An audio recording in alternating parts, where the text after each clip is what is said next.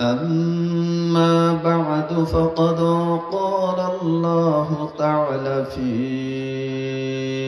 كلامه المجيد وفيه فرقانه الحميد قرن সবাই আমার সাথে أعوذ بالله من الشيطان الرجيم بسم الله الرحمن الرحيم يا أيها الذين آمنوا لا تلهكم أموالكم ولا أولادكم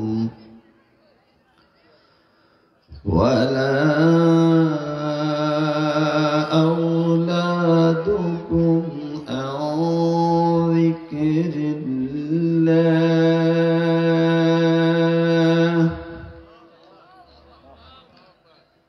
ومن يفعل ذلك فأولئك هم الخاسرون.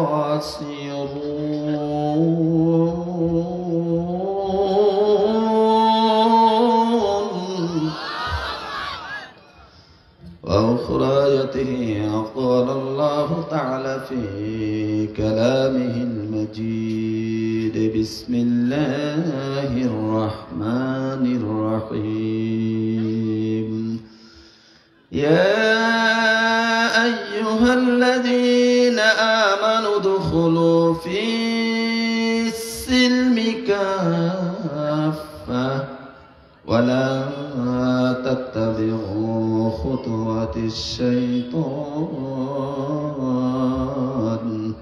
إنه لكم عدو مبين. بارك الله لنا ولكم في القرآن الكريم. عن ابن مسعود رضي الله تعالى عنه قال رسول الله صلى الله عليه وسلم لا تزال القدماء ابن آدم يوم القيامة حتى يسألوه عن خمس عن أموره فيما أفنه وعن شبابه فيما أبله وعن ماله من أين اكتسابه وما نفقه وما علم بما علم. وأخرى حديث عن أبي هريرة رضي الله تعالى عنه قال رسول الله صلى الله عليه وسلم من قرأ القرآن فاستجهره فحل حلاله وحرم حرامه فدخله الله الجنة. الآخر الحديث كما قال رسول الله صلى الله عليه وسلم إن الله وملائكته يصلون على النبي يا أيها الذين آمنوا صلوا عليه وسلموا تسليما. সবাই মনের মনিকোঠা থেকে মহব্বত মাখিয়ে আমার সাথে প্রিয় নবী সাইয়্যিদানা মুহাম্মদুর রাসূলুল্লাহ সাল্লাল্লাহু আলাইহি সাল্লাতু ওয়াসসালামের শানে দরুদ পাঠ করুন। সকলে বলুন আল্লাহুম্মা সাল্লি আলা মুহাম্মাদ ওয়া আলা আলি মুহাম্মাদ কামা সাল্লাইতা আলা ইব্রাহিম ওয়া আলা আলি ইব্রাহিম ইন্নাকা হামিদুম মাজিদ। اللهم بارك على محمد وعلى آل محمد كما باركت على إبراهيم وعلى آل إبراهيم إنك حميد مجيد. الحمد لله. পখিলাগা তানজিমুল কোরআন নুরানি হাফিজিয়া মাদ্রাসা এর উদ্যোগে আয়োজিত আজকে তাফসিরুল কোরআন মাহফিলের শ্রদ্ধাভাজন সম্মানিত সভাপতি, আমার শ্রদ্ধেয় অভিভাবক, আমার প্রিয় শিক্ষক, আমার বড় ভাই আলহাজ আব্দুল আজিজ, আজকের এই মাহফিলের সম্মানিত প্রধান আলোচক, ঢাকা থেকে আগত মুফাসসির কোরআন মিডিয়া ব্যক্তিত্ব হযরত আল্লামা মাওলানা গোলাম আজম, আজকের এই মাহফিলে সালাতুল মাগরিবের পর থেকে আমার স্নেহাস্পদগণ, বিশেষ করে ওমর ফারুক, নাবিউল ইসলাম, আমার স্নেহাস্পদ আকরামুজ্জামান, আমার বন্ধুবর সৈয়দ নূরে আলম সহ যে সকল উলামা ইকরামগণ আলোচনা করলেন,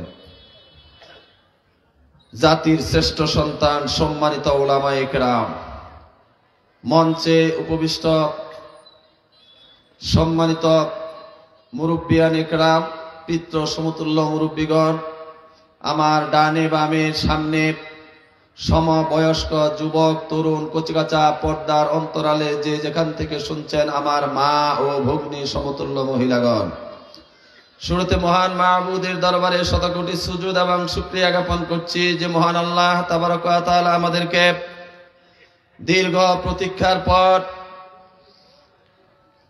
প্রায় 1 মাসের অধিক থেকে আজকের এই মাহফিলের প্রচার প্রসার, মাইকিং, হ্যান্ডবিল, পোস্টারিং, অবশেষে আজকের এই মাহফিলে এলাকার লক্ষ লক্ষ মানুষদের কানে যে আওয়াজ পৌঁছে গেছে, তাদের মধ্য থেকে বাছাই হয়ে আমরা কিছু সংখ্যক মানুষ মহান আল্লাহ তাবারক ওয়া তাআলার দ্বারা নির্বাচিত, মনোনীত, মহান আল্লাহ তাবারক ওয়া তাআলা আমাদের গুনাহ মাফ করে দেবেন, এই জন্য আল্লাহ তাবারক ওয়া তাআলা এলাকার অসংখ্য মানুষদের মধ্য থেকে বাছাই করে আমাদেরকে আজকের এই মাহফিলে আসার জন্য কবুল করেছেন, মেহেরবানি করেছেন।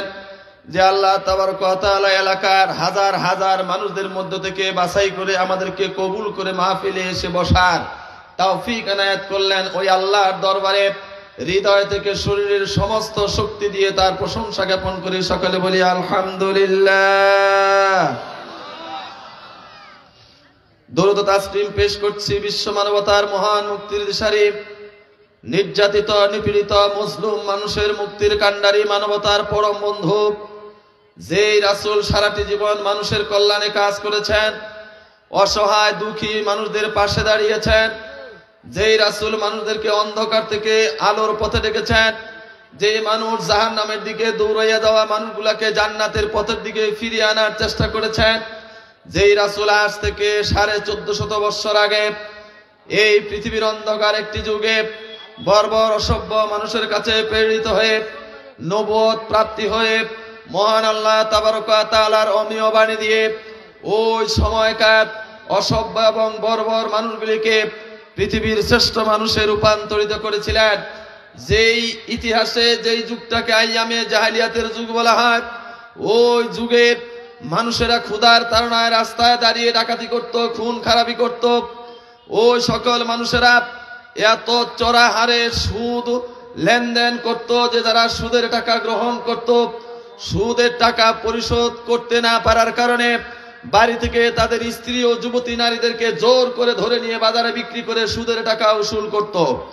সেই যুগের মানুষেরা ধর্মীয় ধর্মান্ধ ছিল, দেব দেবতাগণকে খুশি করার জন্য, আল্লাহর মাধ্যমে আল্লাহকে খুশি করার জন্য দেব দেবতাদের পূজা অর্চনা করত, এমনকি দেব দেবীদেরকে সন্তুষ্ট করার জন্য উলঙ্গ হয়ে তাদেরকে জড়িয়ে ধরত। যেই যুগে মা বোনদের বিন্দু মাত্র সম্মান ছিল না সমাজে, বাজারে খাদ্যদ্রব্য এবং উপভোগ্য সামগ্রীর ন্যায় যুবতী মা বোনদেরকে বাজারে বিক্রি করা হতো।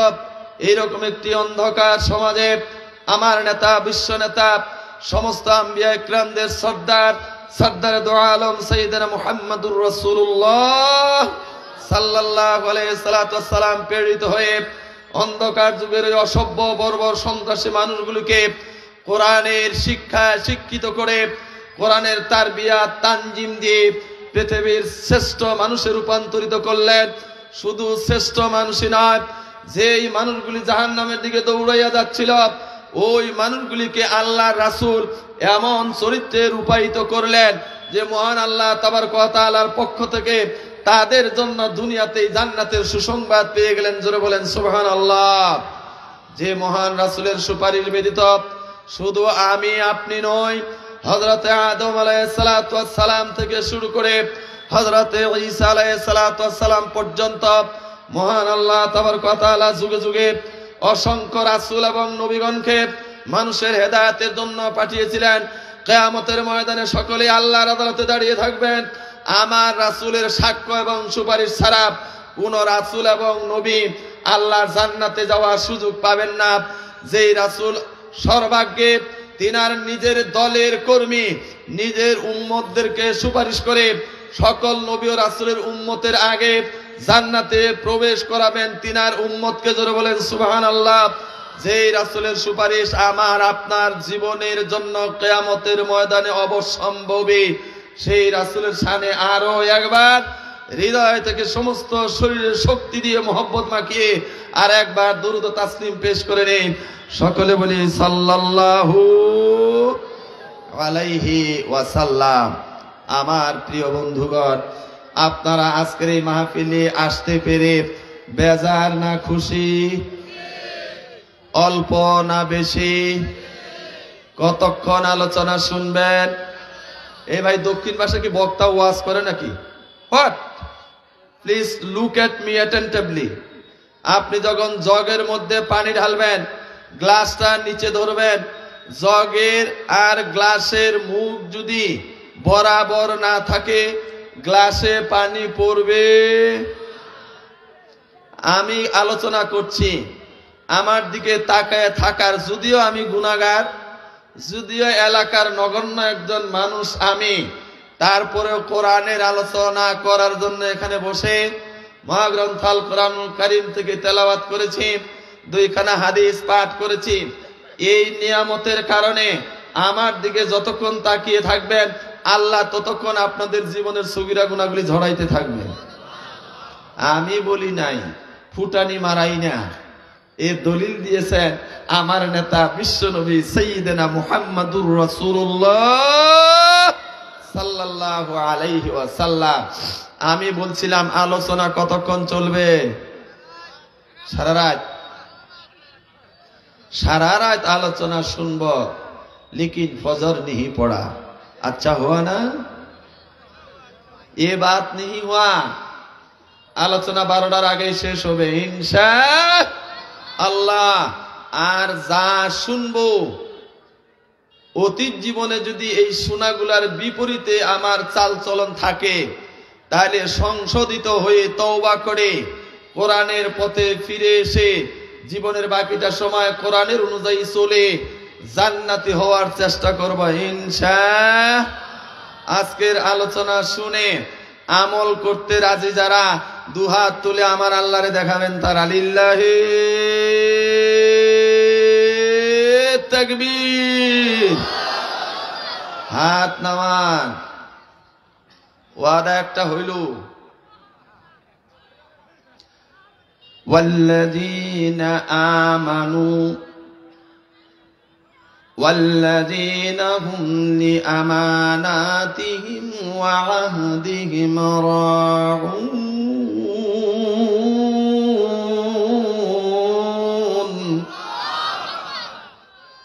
সূরা আল মুমিনুনের মধ্যে আল্লাহ বলছেন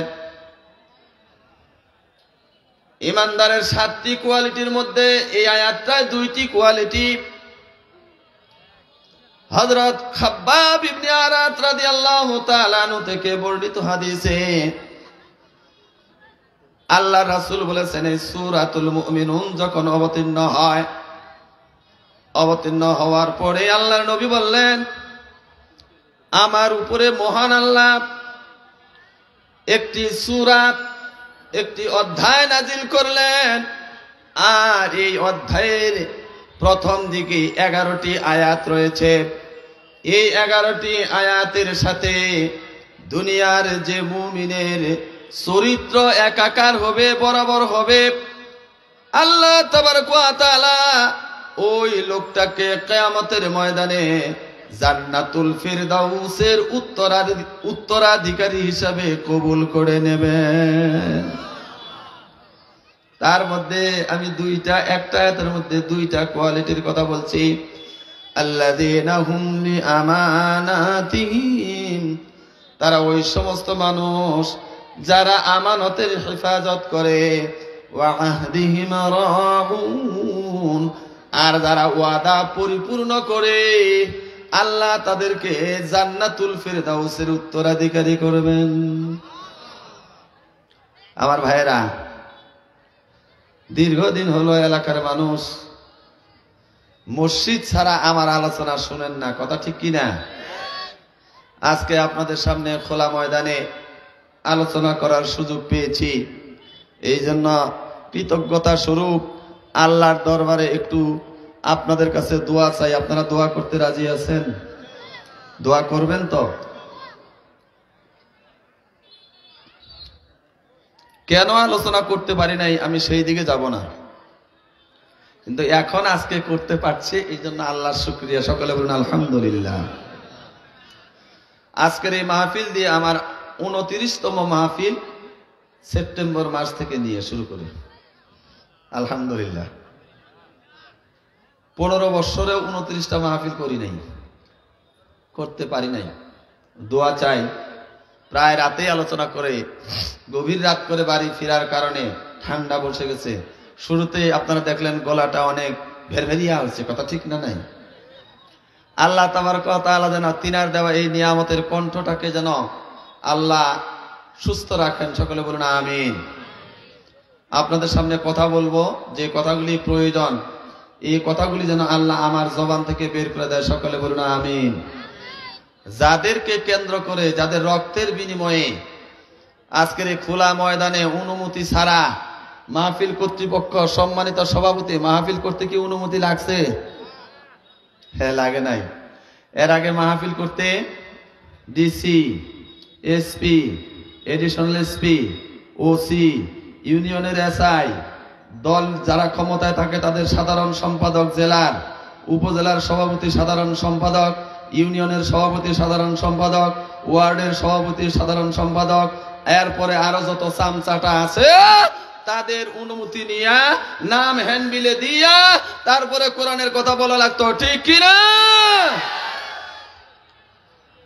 প্রায় হাজারো মানুষের রক্তের বিনিময়ে আজকে অনুমতি ছাড়াই কোরআনের কথা বলা যায়। সকলে বলুন আলহামদুলিল্লাহ। শুধু পখিলা না, গোটা বাংলাদেশে কত হাজার হাজার মাহফিল আজকেও হচ্ছে, আলহামদুলিল্লাহ। মানুষ অন্ধকার থেকে আলোর পথে ফিরে আসার সুন্দর সুবর্ণ সুযোগ পেয়েছে। এই সুবর্ণ সুযোগ আসতে হাজারো মানুষের রক্ত গিয়েছে। এর মধ্যে 14 জন হাফেজে কোরআন, 70 জন মাদ্রাসার ছাত্র, 2.5 বছর থেকে নিয়ে শুরু করে 12 বছর পর্যন্ত 125 জন শিশু সহ 1000-এর অধিক মানুষ জীবন দিয়েছে বাংলাদেশের নতুন স্বাধীনতা আনার জন্য। আমার মা নাই বেঁচে, আজকে আমি পখিলাগায় যত মাহফিল করেছি, মাকে সালাম দিয়া মঞ্চে উঠেছি, মা আমার কপালে চুমু দিয়েছে, মাথায় হাত বুলিয়েছে, দোয়া করে দিয়েছে, বাবা তুমি আমার জন্য মঞ্চে মুসল্লিদের, শ্রোতাদের কাছে দোয়া চাইও। আজকে যখন মঞ্চে উঠি বারবার কলিজা ফেটে যাচ্ছিল। আমার মার সামনে শুয়ে আছে আমার বন্ধুরা। আমার মা যদি আজকে বেঁচে থাকতো, আমার মাথায় হাত বুলিয়ে দিত যে 1000 জন মানুষ নতুন স্বাধীনতার জন্য জীবন দিল, তাদের সকলেরই মা অনেকেরই বেঁচে আছে, কথা ঠিক কিনা? এই কলিজার টুকরা সন্তানদেরকে হারালো, অসংখ্য বোনেরা বিধবা হলো, অসংখ্য শিশুরা এতিম হয়েছে। আমার ভাইয়েরা, কোনোভাবেই দোয়া করে আমরা তাদের সংসারের কোনো ক্ষতিপূরণ দিতে পারবো না। একমাত্র আল্লাহই তাদের সংসারের ক্ষতিপূরণ দিতে পারেন এবং তাদের মনের মধ্যে সান্ত্বনা দেওয়ার মালিক একমাত্র কে? আরো জোরে বলুন কে? আল্লাহর কাছে দোয়া করি, আল্লাহ যে মা কোরআনের কথা উন্মুক্ত ভাবে বলার জন্য তার সন্তান শহীদ হলো, যে বোন তার নতুন স্বামীকে হারিয়ে বিধবা হলো, যে মা তার কচি সন্তানকে হারালো, 14 জন কোরআনের হাফেজ শহীদ হলো, 70 জন মাদ্রাসায় পড়ুয়ার সন্তানেরা জীবন দিল বাংলাদেশের নতুন স্বাধীনতা আনার জন্য, কোরআনের কথা উন্মুক্ত ভাবে বলার জন্য। প্রত্যেকটা পরিবারে তুমি সচ্ছলতা দান করে দিও, বাবা মার হৃদয়কে তুমি শীতল করে দিও। যে সকল বোনেরা বিধবা হয়েছে তাদের স্বামীর সাথে জান্নাতে যাওয়ার তৌফিক দান করিও, সকলে বলুন আমিন। আমার ভাইরা, প্রায় 25 থেকে 30 হাজার মানুষ আহত হয়েছে। এই আহত মানুষগুলার মধ্যে 4 শতাধিক ভাই চোখ হারিয়েছে। এই 4 শতাধিক ভাইয়ের মধ্যে অনেক ভাই আছে যাদের বাড়িতে 2-2.5 বছরের সন্তান আছে। আপনারা যারা বাইরে কাজ করেন, স্বভাবতভাবেই সারাদিন কাজ করার পরে অথবা সন্ধ্যা বাজার থেকে বাড়ি ফেরার পরে মনের ভিতরে যত দুঃখই থাকুক, ক্লান্তি থাকুক, ওই 2-2.5 বছরের সন্তানটা যখন টের পায় আপনি বাড়িতে এসেছেন, সাথে সাথে আব্বু বলে দৌড়াইয়া আপনাকে জড়াইয়া ধরে। আমার যে ভাই চোখ হারালো বাংলার নতুন স্বাধীনতার জন্য, তারও কলিজার টুকরা সন্তানরা, যার চেহারা তার নিজের কাছে চাঁদের মতন, বাড়িতে আসার পরে যখন দৌড়াইয়া যাইয়া জড়াইয়া ধরে আব্বু করে ডাক দিবে, নিশ্চয় অন্ধ চোখের কোনায় পানি চলে আসবে। আফসোস করবে, আল্লাহ আমার সন্তানের চাঁদ মুখ আমি দেখতে পাচ্ছি না। মনের মধ্যে বড়ই কষ্ট ভাই আমার পাবে। আমরা আল্লাহর কাছে দোয়া করি, আল্লাহর রাসূল বলেছেন, যেই ব্যক্তি ইমানের উপরে থেকে ধৈর্য ধারণ করলো, দুনিয়াতে আল্লাহর শ্রেষ্ঠ দেওয়া নিয়ামত চোখ হারালো অথবা দিনের কারণে চোখ হারালো, সে যদি সবর করতে পারে, ধৈর্য ধারণ করতে পারে, তাহলে আল্লাহ তাআলা তার দুনিয়ায় কেড়ে নেওয়া এই চোখের বদলতে জান্নাতের অসংখ্য নিয়ামত দেখার জন্য জান্নাতে তাকে চোখ দান করবে। আমার বন্ধুরা, আমার ওই অন্ধ ভাইদের জন্য দোয়া করে আল্লাহ তাবারক ওয়া তাআলা যেন তাদেরকে সবরে জামিল ইখতিয়ার করার তৌফিক দান করে। দুনিয়াতে আল্লাহর নিয়ামত না দেখতে পারলেও জান্নাতের মধ্যে যেন আল্লাহ জান্নাতি করে, আল্লাহর জান্নাতি নিয়ামত গুলি দেখার জন্য যেন আল্লাহ তাদেরকে কবুল করে, সকলে বলুন আমিন। আমার ভাইয়েরা, সময় একেবারে কম। আমি যে আলোচনা করি, বিশেষ করে প্রধান মেহমান হলে ন্যূনতম পক্ষে 2 ঘন্টা আলোচনা করি, কারণ একটা বিষয় বোঝাতে হলে সময়ের প্রয়োজন। আমি আপনাদের সামনে প্রায় 40 মিনিট শুধু ভূমিকায় দিলাম আপনাদের মনটা নরম করার জন্য, কারণ খেতে চাষবাস ভালো না হইলে আলু ভালো হয় না, কথা ঠিক কি না? আমার আল্লাহ চাষ করে নিতে বলেছেন, ওয়ামাইয়াকফুরু বিত্তাগুতি ওয়া ইউমিন বিল্লাহ ফাকাদ ইস্তিকমালাল ঈমান, ফাকাদ ইস্তিকমালা বিউরওয়াতিল উসকা। যেই ব্যক্তি তাগুতকে অস্বীকার করলো অতঃপর আল্লাহকে বিশ্বাস করলো, সে এমন একটা হাতল ধারণ করলো যেটা অনেক মজবুত। জোরে বলেন সুবহানাল্লাহ।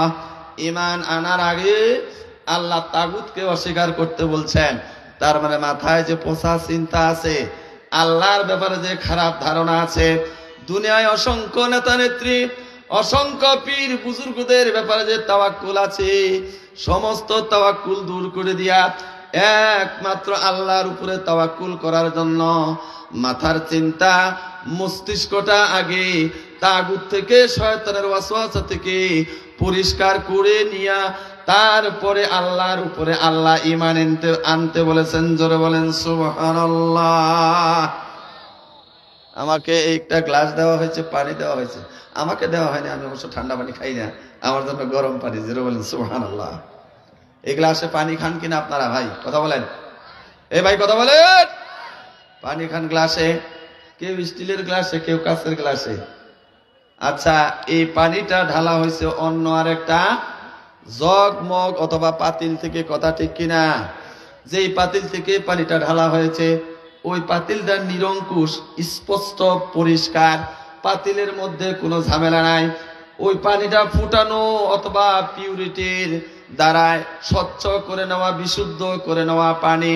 কিন্তু এই গিলাসটার নিচে যদি জার্ম থাকে, ময়লা থাকে, ওই পানিটা যতই ভালো হোক না কেন, এই ময়লাওয়ালা গ্লাসে যদি পানি দেওয়া হয়, বলুন পানিটা কি বিশুদ্ধ থাকবে? আমার কথা বুঝেন নাই? বুঝছেন? তাহলে কোরআন শোনার জন্য নিয়ত থাকতে হবে মুখলিস, ইখলাস, পরিশুদ্ধ। আজকে এখানে আসছি বক্তার কণ্ঠ শোনার জন্য নয়, আজকে এখানে আসছে কোরআন থেকে যে বায়ান হবে, বর্ণনা করা হবে, এর প্রতি ঈমান আনবো, বিশ্বাস করব, আমল করব। এই নিয়তে যারা কোরআন শুনবেন তাদের নিয়তটা হবে হযরত আবু বকর এবং ওমরের মতন। জোরে বলেন সুবহানাল্লাহ। আর যারা একদল যুবক আছে, আমি একটু আগেই আমার বোনের বাড়ি পাশে বোন অসুস্থ দেখতে গিয়েছিলাম, ভাবলাম যে মঞ্চে উঠার আগে আমার মা যেহেতু নাই, আমার বড় বোন যেহেতু কাছে এসেছি, বোনকে একটা সালাম দিয়ে আসি। আমি বোনের বাড়িতে গেলাম। আমার ভাইয়েরা, আসার সময় দেখলাম আপনাদের এখানে যা লোক, আমার মনে হয় যে অনেক বেশি লোক বাজারে আছে, একটা বাজারও বসছে, মেলা। জোরে বলেন নাউজুবিল্লাহ।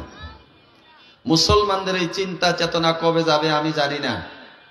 আমি সকল মাহফিলেই বলি, আয়োজক কমিটি কেন দোকান বসতে দেয় আমার মাথায় ধরে না। এই মেলা হলো আবু জেহেল, আবু লাহাব, উতবা, উতাইবা, সাইবা, ওয়ালিদ ইবনে মুগিরাদের। শুধু তাই না, ফেরাউন নমরুদদের সময়ও মেলা বসত, কথা ঠিক কিনা?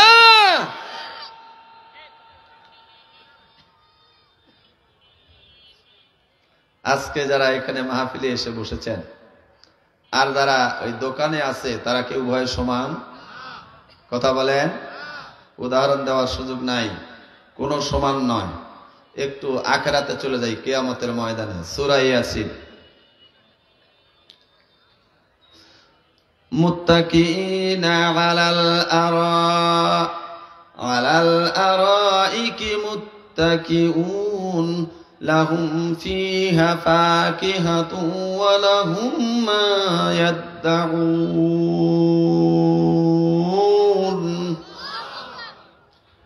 কিয়ামতের ময়দান যখন শুরু হয়ে যাবে, আপনারা অবগত আছেন, কোরআন এবং হাদিস থেকে শুনেছেন, এই যে সূর্যটা আমরা প্রতিদিন আলো পাই, তার থেকে তাপ পাই। এই সূর্যের আলো পৃথিবীর যে জায়গায় পৌঁছে না, ওই জায়গায় কোনো ফসলও হয় না। জোরে বলেন আল্লাহু আকবার। পৃথিবী থেকে সূর্যটা 9,30,00,000 মাইল দূরে। কিয়ামতের ময়দান যখন শুরু হবে, তখন সূর্যটা একেবারে কাছাকাছি চলে আসবে। দুনিয়ায় যে সূর্যটা আমরা তাপ পাই, এটা সূর্যের একটা লাইট দিয়ে, একটা মুখ দিয়ে তাপ দেয়। কিয়ামতের ময়দানে এইরকম আরো 11টা মুখ থাকবে, যেই দিন কোনো ছায়া থাকবে না, আসমানে কোনো মেঘমালা থাকবে না, জমিনে কোনো ঘাস থাকবে না, কোনো ধরনের উঁচু নিচু ময়দান হবে না, কমপ্লিট একেবারেই সমান সমতল ভূমি হবে। শুধুমাত্র আল্লাহর সিংহাসনের ছায়া ছাড়া আর কোনো ছায়া থাকবে না। জোরে বলেন আল্লাহু আকবার। হাসরের ময়দানের চারিপাশে জাহান্নামের আগুন দিয়ে ঘেরাও করা থাকবে।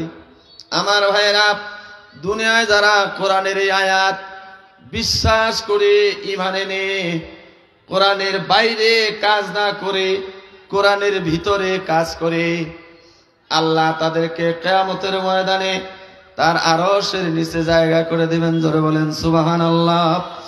আলাল আরাইকি মুত্তাকিউন তারা সোফার মধ্যে হেলানে দিয়া সামনাসামনি বসবে। বলেন আল্লাহু আকবার। একটু জিকির করেন সুবহানাল্লাহ, আলহামদুলিল্লাহ, লা ইলাহা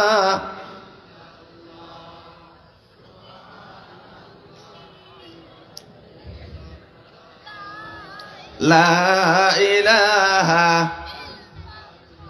লা ইলাহা ইল্লাল্লাহু মুহাম্মাদুর রাসূলুল্লাহ সাল্লাল্লাহু। আমি বলছিলাম বাজারে যারা আছেন আপনারা যারা আনছেন পার্থক্য কতটুকু। হেলানি দিয়া সামনাসামনি বলবে সালামু কওলাম মির রাব্বির রাহিম।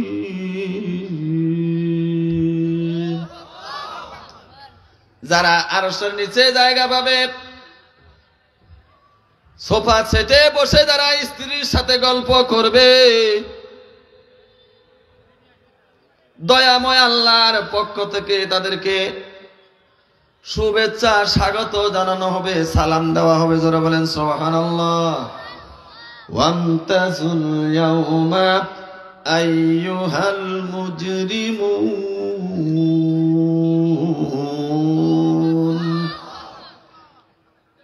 আর এই রোদে সূর্যের তাপে মাথার মগজগুলি যখন ফুটন্ত পানির ন্যায় টকবক করে কান, নাক, চোখ, মুখ দিয়া জমিনের উপরে টপ টপ করে পড়বে, শরীর দিয়ে ঝর্ণার মতন ঘাম ধরধর করে বের হবে।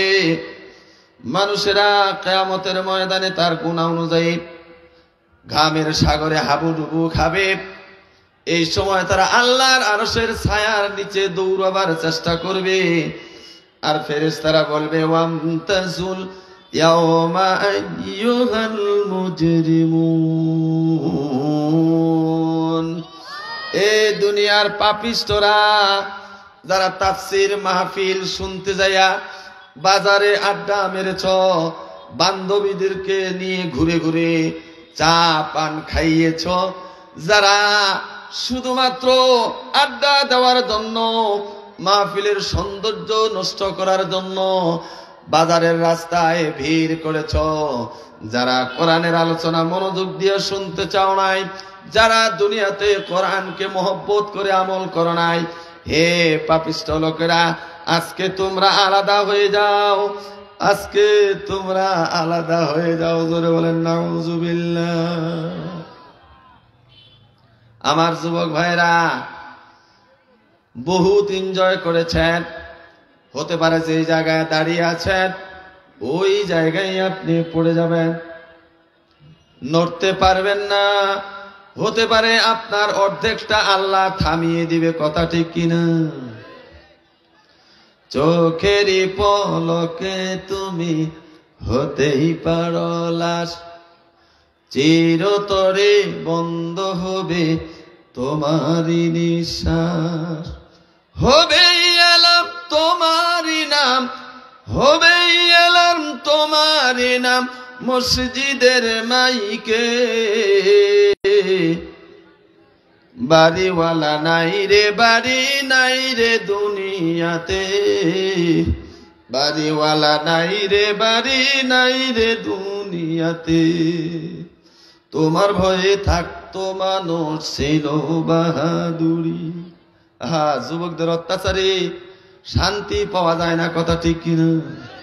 গানের আড্ডা, মদের আড্ডা, জুয়ার আড্ডা, কিছু বলতে গেলেই আক্রমণ, রাস্তায় মা বোনদের ইফটিজিং, বাবা প্রতিবাদ করলে বাবাকে মেরে ফেলানো হয়। এরকম অসংখ্য ঘটনা আমার রক্তে কেনা এই বাংলাদেশেই ঘটে, কথা ঠিক কিনা? তোমার ভয়ে থাকতো মানুষ ছিল বাহাদুরি,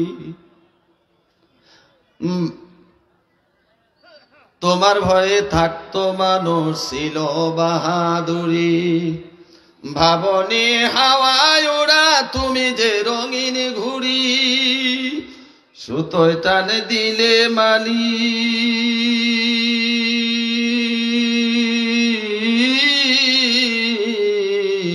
সুতোয় টানে দিলে মালিক পারবে না থাকিতে, বাড়িওয়ালা নাই রে বাড়ি নাই রে দুনিয়াতে। কথা ঠিক কিনা? ছেলে মেয়ে পাশে বসে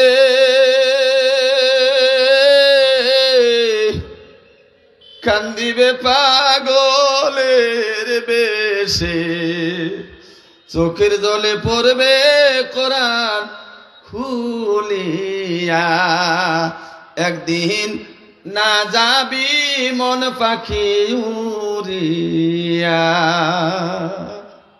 আমার বন্ধুরা, যুবক ভাইরা, মেহেরবানি করে কমপক্ষে আজকের দিন রাস্তায় গোলমাল করো না। আমার কথা বলার পরেও যদি রাস্তা ছেড়ে না দাও, আমি বাধ্য হব ভলান্টিয়ারদেরকে লাঠি দিয়া পাঠাতে। কথা ঠিক কিনা? এ পাওয়ার আছে এখন। ওসি সাহেবকে এখনই রিং দিলে ফোর্স নিয়ে চলে আসবে। আলহামদুলিল্লাহ পড়েন। বুঝো নাই? 21 সালে মাহফিল করতে দাও নাই? আজকে বসছি কোরআনের আলোচনা করার জন্য, কত পাওয়ার বেড়ে গেছে। আলহামদুলিল্লাহ। আমার ভাইয়েরা, আসো, ভূমিকায় আর কথা বাড়াবার সময় নাই, আমার কিছু কাজ আছে। আমি আপনাদের খেদমতে সূরা মুনাফিকুন, কি সূরা? কথা বলতে হবে। কি সূরা? সূরা মুনাফিকুন থেকে একটা আয়াত, সূরা বাকারা থেকে একটি আয়াত তেলাওয়াত করেছি, 2 খানা হাদিস পাঠ করেছি। আর আধা ঘন্টার মধ্যেই এর আলোকে আপনাদের সামনে কিছু কথা পেশ করার চেষ্টা পাবো। আমা তৌফিকি। তার আগে বিতাড়িত ঘৃণিত মানুষের প্রথম এবং প্রধান শত্রু মিস্টার ইবলিসের ওয়াসওয়াসা ও কুমন্ত্রণা থেকে আল্লাহর কাছে একটু আশ্রয় চায় নেই। সকলে আমার সাথে পড়ুন। আউযু বিল্লাহি মিনাশ শাইতানির রাজীম। বিসমিল্লাহির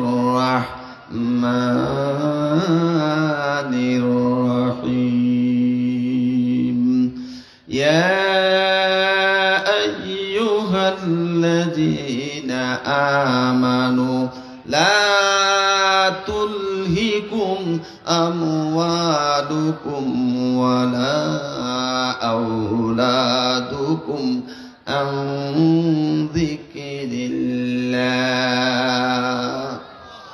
ইয়া মানে হে, আইয়ুহাল্লাযীনা আমানু, হে বিশ্বাসী বান্দাগণ, ইমানদার বান্দাগণ।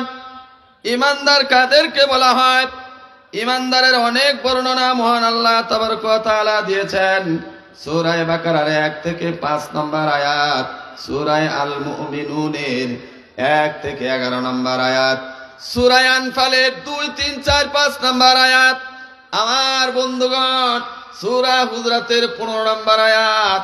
আমি আপনাদেরকে একটা আয়াত এনে আপনাদের বুঝাবার চেষ্টা করছি।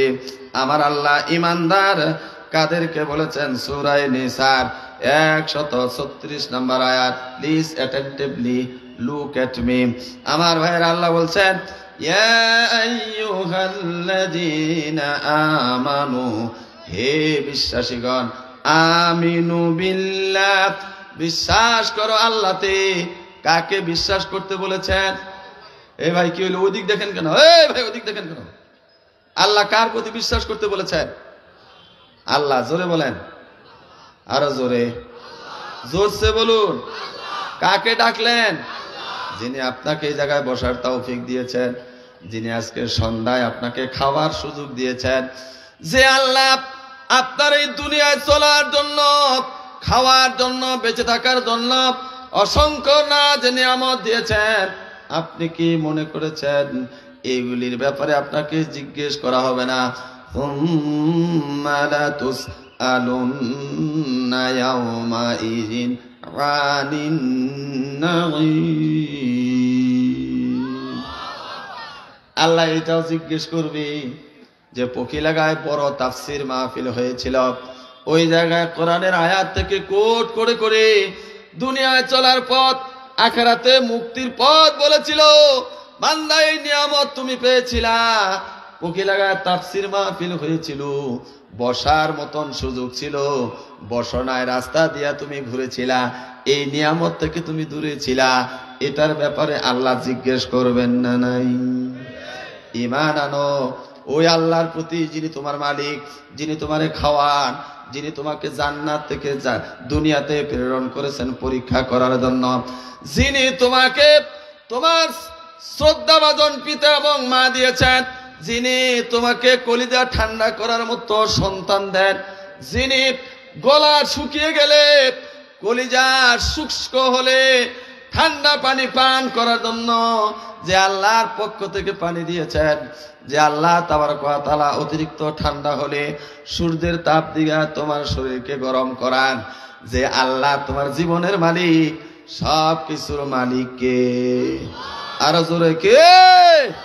আল্লাহ বলছেন আমিনু বিল্লাহ, বিশ্বাস করো ওই আল্লাহকে, ওয়া রাসূলিহি, এবং প্রেরিত ব্যক্তিগণকে। আল্লাহ জিনাদেরকে এই দুনিয়ার মানুষদের মধ্য থেকে বাছাই করে পছন্দ করে মানুষদেরকে জান্নাতে নেওয়ার জন্য, জীবন পরিচালনার বিধান দিয়ে তার দাওয়াত দেওয়ার জন্য, জমিনে তার হুকুম বাস্তবায়ন করার জন্য প্রেরিত করেছিলেন রাসূলগণকে। ওয়াল কিতাবিল্লাযী নাযালা আলা রাসূলিহি, এবং আল্লাহ তাবারক ওয়া তাআলা তার রাসূলের উপরে যে কিতাব নাজিল করেছেন, আল কোরআন ইজ আওয়ার কনস্টিটিউশন, কোরআন হলো আমাদের চলার সংবিধান। আমার চুলাঘরে কিভাবে আগুন জ্বলবে, আমার সন্তান পৃথিবীতে আসলে তার লালন পালন কিভাবে করা লাগবে, আমার খামার কিভাবে চলবে, আমার ব্যবসা কিভাবে চলবে, আমার চাকরি কিভাবে আমি করব, বিচারালয়ে কার বিচার আমি পাবো, আমার বিচার কেমন হবে, ব্যাংক বিমাগুলি কিভাবে চলবে, আমার ভাইরা রাস্তায় গাড়ি কিভাবে চলবে, সংসদ ভবন কিভাবে চলবে, সুপ্রিম কোর্টের বিচারক হওয়ার যোগ্যতা কার, এই সব কিছুর বর্ণনা আল্লাহ এই কোরআনে দিয়েছেন। বিশ্বাস করেন যারা, দুই হাত তুলে আমার আল্লাহরে দেখান তারা লিল্লাহি। আমার ভাইরা হাত নামান, বিশ্বাস করেন তো, হাত তুলে দেখাইলেন। এবার আসুন একটা একটা করে জিজ্ঞাসা করে নেই। আমার ভাইরা, আল্লাহ পৃথিবীতে অসংখ্য খাবার দিয়েছেন, দিয়েছেন না নাই? এ ভাই কথা বলেন না কেন? পানি খাবার দিয়েছেন, শরবত খাওয়া যায়, কিন্তু পানির মতন আর একটা জিনিস আছে, নাম হলো, কথা কেন না কেন, ফেন্সিডিল, মদ, শরাব, এটা কি খাওয়া যাবে?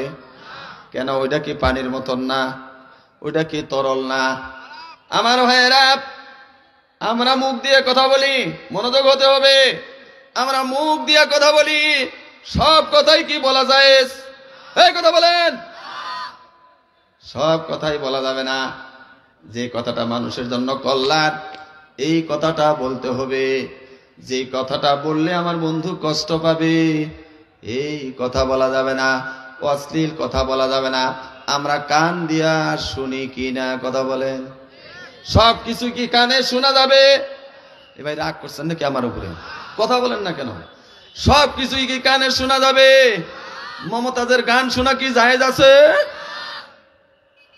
জায়েজ নাই। তবে সাইমুম শিল্প গোষ্ঠীর গান শোনা জায়েজ। প্রশংসা সবই কেবল তোমারই রাব্বুল আলামিন, দয়ালু মেহেরবান করুণায় ফুরান, আর কেউ নয় তুমি মালিক, শেষ বিচারের দিন, শেষ বিচারের দিন। আল্লাহু আকবার। এই গান শোনা জায়েজ আছে না নাই? এখন না জায়েজ গান কি গাবো? এটা গাওয়াও গুনাহের কাজ। আমার ভাইরা, চোখ আল্লাহ দিয়েছেন না নাই? এ কথা বলেন না কেন? চোখ কিসের জন্য দিয়েছেন? দেখার জন্য। সব কিছু কি দেখা যাবে? তাহলে প্রত্যেকটা জিনিসের মধ্যেই কিছু শোনা যাবে, কিছু শোনা যাবে না, কিছু দেখা যাবে, কিছু দেখা যাবে না, কিছু করা যাবে, কিছু করা যাবে না, কিছু খাওয়া যাবে, কিছু খাওয়া যাবে এবার আসল জায়গায় হাত দিলাম। এমনিতেই আমার গ্রামবাসী বলে মাইক পাইলেই আমি রাজনীতি করি। আফসোস লাগে ভাই, রাজনীতি চিনলা না। তোমরা যাদেরকে ধোকা দেয় ওরা রাজনীতি করে না, ওরা করে ধোকাবাজি, দুর্নীতিবাজি। কথা ঠিক কিনা? আর আমি রাজনীতি করি, গরিবের হক গরিবের কাছে দেওয়ার চেষ্টা করি, অসহায় পীড়িত মানুষের পাশে আমি দাঁড়াবার চেষ্টা করি। রাজনীতি করি আমি। আল্লাহ রাজনীতির নামেই পবিত্র কোরআনে একটা সূরাও অবতীর্ণ করেছেন। জোরে বলেন সুবহানাল্লাহ। আর তুমি আমার বন্ধু, আমাকে কোলে নিয়ে বড় করলা। ভাই জালামার, তুমি আমার উপরে তকমা লাগাইলা, আমি রাজনীতি করি, তুমি কোরআন বুঝলা না। আমার ভাইয়েরা, রাজনীতি মানে হলো আদর্শ, রাজনীতি মানে হলো সব চাইতে শ্রেষ্ঠ নীতি। আল্লাহর নীতির চাইতে শ্রেষ্ঠ নীতি আর আছে? আল্লাহর নীতিতে আমি কথা বলি, বন্ধু তুমি রাগ করো, এই রাগ তো আবু জেহেল আর আবু লাহাব করেছিল। কথা ঠিক কিনা? আমার রাসূলকে মক্কায় কথা বলতে দেয় নাই। কোন কথা বলবো আমি? কোথায় যাব আমি? সর্বরঙ্গে ব্যথা, মলম লাগাবো কোথা? আমার রাসূল যখন হজের মৌসুম আসতো, হজের মৌসুমে গোটা পৃথিবীর মানুষেরা মক্কায় জড়ো হতো। আমার রাসূল তাদেরকে জড়ো করে করে কোরআনের দাওয়াত যখন দিত, আবু লাহাব পিছনে পিছনে দৌড়াইতো। আল্লাহ রাসূল দাওয়াত দেয়া সরে যাইতো, ওই লোকগুলাকে ডেকে আবু লাহাব বলতো, ভাইয়েরা থামুন, আমারও কিছু কথা আছে। যে লোকটা আপনাদেরকে জান্নাতের আশা দিল, জাহান্নামের ভয় দেখালো, যে লোকটা আপনাদেরকে সতর্ক করলো, এটা আমার আপন ভাতিজা, এটা একটা ম্যাট, এইটা একটা পাগল, এটা একটা উম্মাদ। সে বংশদ্রোহী, সে ধর্মদ্রোহী, সে দেশদ্রোহী। আপনারা তার কথা শুনবেন না। আমার বন্ধুগণ, আরবের একটা প্রথা আছে, আল আম্মুন কালামুন, চাচা হইল বাবার সমতুল্য। সাধারণত শ্রোতারা মনে করত আপন চাচা যেহেতু তার ব্যাপারে পাগলের কথা বলছে, যেহেতু দেশদ্রোহীর কথা বলছে, মানুষেরা কিছুটা হতভম্ব হয়ে যেত। এইটুক বলেই আবু লাহাব ছেড়ে দিত না। আমার বন্ধুরা, আল্লাহর রাসূল যখন এক জায়গায় দাওয়াত দিয়া আরেক জায়গার দিকে যাওয়ার চেষ্টা করত, ওই আবু লাহাব এলাকার কিছু দুষ্ট যুবকদেরকে পয়সা দিয়া, চা খাওয়াইয়া আল্লাহর রাসূলের দিকে খন্ড পাথর নিক্ষেপ করত। সূরা লাহাবের ঐতিহাসিক পটভূমি পড়ে দেখবেন, আমার রাসূলের গায়ে মশামাছি ধরা হারাম ছিল। আমার রাসূলকে পৃথিবীর কোনো পোকামাকড় কামড়ায় নাই। অথচ আবু লাহাব, আবু জেহেলরা দুষ্ট যুবকদেরকে লেলিয়ে দিয়ে আমার রাসূলের গায়ে পাথর মারতো, গা ফেটে ফিটকি দিয়ে রক্ত বের হতো। সূরা লাহাবের মধ্যে আছে, বিশেষ করে আল্লাহ রাসূলের গোড়ালিতে এই পাথরের খণ্ডগুলি লেখে গোড়ালিগুলি ফেটে ফিনকি দিয়ে রক্ত বের হতো। তারপরেও তারা বিরত হতো না।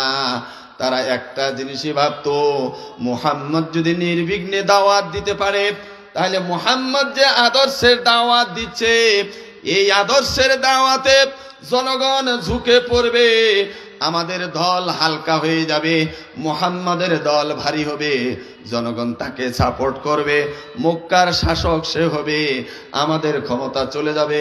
যার কারণে কোরআনের আলোচনা আবু জেহেল, আবু লাহাবরা করতে দিত না। জোরে বলেন নাউজুবিল্লাহ। আমার ভাইয়েরা, আপনাদের কাছে প্রশ্ন, কিছু দেখা যায়, কিছু দেখা যায় না। এটা যদি আল্লাহর আইন হয়, কিছু খাওয়া যায়, কিছু খাওয়া যায় না। এটা যদি আল্লাহর আইন হয়, কিছু শোনা যায়, সব শোনা বৈধ নয়। এটা যদি আমার আল্লাহ নির্ধারণ করে দিয়ে থাকে, তাহলে কোন রাজনীতি করা যাবে আর কোন রাজনীতি করা যাবে না, এটা কি কোরআন হাদিসের মধ্যে আছে না নাই? যারা বিশ্বাস করেন কোন রাজনীতি করা যাবে আর কোন রাজনীতি করা যাবে না, এই ঈমান যাদের আছে যে সব রাজনীতি করা যাবে না, কোরআনে কিছু রাজনীতি নিষেধ আছে, এটা যারা বিশ্বাস করেন, আমার আল্লাহরে দোহাত তুলে দেখান, আমি জানাইয়া যাব কোন রাজনীতি করা জায়েজ আর কোন রাজনীতি করা জায়েজ নাই। হাত নামান। আমার ভাইয়েরা, কমিউনিজম যে আদর্শ, এটা মুসলমানের জন্য হারাম। ধর্ম নিরপেক্ষতা নামে যে আদর্শ, এটা মুসলমানের জন্য হারাম। সুদ খাওয়া, ঘুষ খাওয়া, শূকরের মাংস খাওয়া, পায়খানা খাওয়া যেমন হারাম, এই রকম একমাত্র কোরআন ও রাসূলের আদর্শের বাইরে যত নামের রাজনীতি আছে, মুসলমানদের জন্য সমস্ত রাজনীতি করা হারাম, হারাম, হারাম। এখন ঠিক বলবেন, কিন্তু জগদল যাই আমার বিরুদ্ধে মিছিল করবেন, এটাও আমি জানি। করলে লস হবে, এটাই বলতে পারেন। হুজুর আপনি বুঝাইয়া দিলেন। হ্যাঁ, আমার বক্তৃতার বয়স কতদিন হয়েছে জানি না, তবে 1992 সাল থেকে আমি আলোচনা করি, আলহামদুলিল্লাহ। তখন থেকেই বলি আমি, আমার ভাইরা, সুদ হারাম, এইটা কি আপনারা কোনোদিন শুনেন নাই? এই কথা বলেন না কেন? জোরে বলেন, শুনছেন? মিথ্যা কথা বলা হারাম, এটা কি আপনারা শুনেছেন? এই কথা জোরে বলেন না কেন? শুনছেন? বাবা মার সাথে খারাপ আচরণ করা হারাম, এটা কি আপনারা শুনছেন? আমার বন্ধুরা, সুদ বাদ দিছেন কয়জন আছেন? বিবাহে যৌতুক নেওয়া হারাম, দেওয়াও হারাম। চাকরিজীবী ছেলে পাইলে কিচ্ছু বুঝেন না, জমি 3 বিঘা বিক্রি করে হইলেও জামাই ওইটা চাই। ঠিক কইলেও ঠিক, না কইলেও ঠিক। চাকরি নেওয়ার জন্য ঘুষ 9 লক্ষ টাকা দেওয়ার দরকার পড়লেও চাকরি চাই। আল্লাহ রাসূল বলছেন, রাশি ওয়াল মুরতাশি কিলাইহুমা ফিন্নার। যেহেতু সুদ হারাম জানেন, ঘুষ দেওয়া নেওয়া হারাম জানেন, বেপরদায় নিজের বোন স্ত্রীকে নিয়ে ঘোরা হারাম জানেন, আমার বন্ধুরা, বাবা মাকে গালি দেওয়া কবিরা গুনাহ এটাও জানেন, বাবা মাকে কষ্ট দিলে জান্নাত হারাম হয়ে যাবে এটাও জানেন, তারপরেও সুদের লেনদেন করেন, ঘুষের লেনদেন করেন, বাবা মাকে কষ্ট দেন। অতএব ধর্ম নিরপেক্ষতা, রাজনীতি করা হারাম, এটা জানার পরেও কিন্তু মুসলমান হয়ে মসজিদে নামাজ পড়েও আপনারা এই রাজনীতি করেন। কথা ঠিক কিনা? মান্দা আইলা সাবিয়া ফালাইসা মিন্নি। কোট করে বলছি, নিজের দলিল দিয়ে নয়, নিজের মনের কথা নয়, আমার রাসূল দলিল দিয়েছেন। মান্দা আইলা সাবিয়া, যেই ব্যক্তি জাতীয়তাবাদের দিকে ডাকে, ফালাইসা মিন্নি, সে আমার উম্মত নয়। কথা ঠিক কিনা? ঠিক বললেও ঠিক, কারণ বলেছেন কে? না বললেও ঠিক, বলেছেন কে? আমার রাসূল। এবার চিন্তা করবেন, রাজনীতি করার জন্য কোরআন খোলার দরকার আছে না নাই? খালি সুয়ার খাতনার সময় জিজ্ঞেস করবেন, হুজুর ছাগল কয়টা দিন? খালি আকিকা করার সময় বলবেন, ছাগলের বয়স কত হবে, কত হতে হবে? আমার ভাইয়েরা, যেই জায়গায় স্বার্থে আঘাত লাগে, সেই জায়গায় হুজুরের খোঁজ নাই, কোরআনের খোঁজ নাই, হাদিসের খোঁজ নাই। এমন মুসলমানের দরকার আমার আল্লাহ রাসূলেরও নাই। কোরআন শুনে যদি জীবনের পরিবর্তন না হয়, তাহলে এটা শোনা আর না শোনা সমান। আমার ভাইরা, এবার আসে আরো একটু আগাই, সময় তো আমার শেষের দিকে চলে যাচ্ছে। আল্লাহ আমাকে আপনাকে এই দুনিয়াতে পাঠিয়ে কিছু সম্পদেরও মালিক করছে না নাই? এই ভাই কথা কোন না কেন? সম্পদ বুঝেন না? সম্পদ বুঝে না আমার ভাইয়েরা, টাকা পয়সা, টাকা পয়সা। এ ভাই টাকা পয়সা রে ভাই, বুঝা পাইছেন তো? আল্লাহ আমাদের কিছু সম্পদের মালিক করছে না নাই? হ্যাঁ, এই সম্পদ কিভাবে কামাই করবেন আর কিভাবে ব্যয় করবেন, এই ব্যাপারে আল্লাহর আইন আছে না নাই? আছে। বিশ্বাস করেন? শরীরটা তো গরম হবে না? হ্যাঁ, আমার ভাইরা, পয়সা ইনকাম করা ফরজ। মারাত্মক দলিল, এতদিন তো এটা শুনি নাই। আজান হলে মসজিদে যাওয়া যেমন ফরজ, ওয়াজিব জামাতে নামাজ পড়া। মুয়াজ্জিন যখন ডাক দিল, حي على الصلاة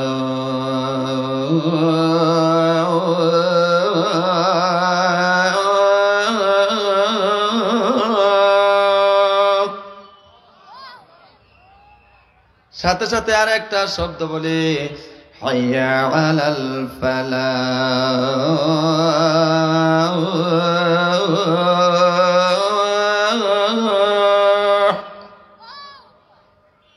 প্রথম ডাক হলো নামাজের জন্য আসো দ্বিতীয় ডাকটাই হলো নামাজের মধ্যেই তোমার কল্যাণ এখন তোমার মাঠে কাজ করা অফিসে কলম ধরা খামারে কাজ করা ব্যবসা প্রতিষ্ঠানে বসে থাকা এটা তোমার জন্য অকল্যাণ জোরে বলেন নাউজুবিল্লাহ ফাইজা নুদিয়া লিস-সালাতি মিন ইয়াউমিল জুমআহ ফাসআউ ইলা যিকরিল্লাহি ওয়া যারুল বাই'a মিন ইয়াউমিল জুমআহ দ্বারা দুই ধরনের মতভেদ আছে কেউ বলছেন শুধুমাত্র জুমার নামাজ অধিকাংশ মুফাসসিরিন এবং মুহাদ্দিসিনগণ বলেছেন শুধুমাত্র জুমা নয় জামাতের নামাজ জোরে বলেন সুবহানাল্লাহ যখনই ডাক দেওয়া হয় জারুল বাই'a তুমি তোমার ব্যবসা ছেড়ে দাও কৃষিকাজ ছেড়ে দাও অফিসের কলম রেখে দাও তুমি তোমার খেলা বন্ধ করো তুমি মাছ মারা বন্ধ করো তুমি সেচ দেওয়া বন্ধ করো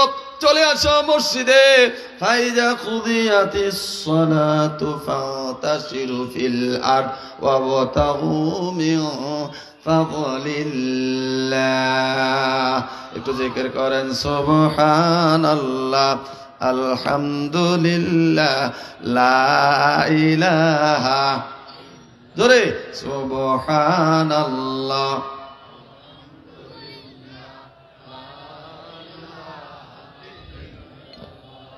লা ইলাহা ইল্লাল্লাহ মুহাম্মাদুর রাসূলুল্লাহ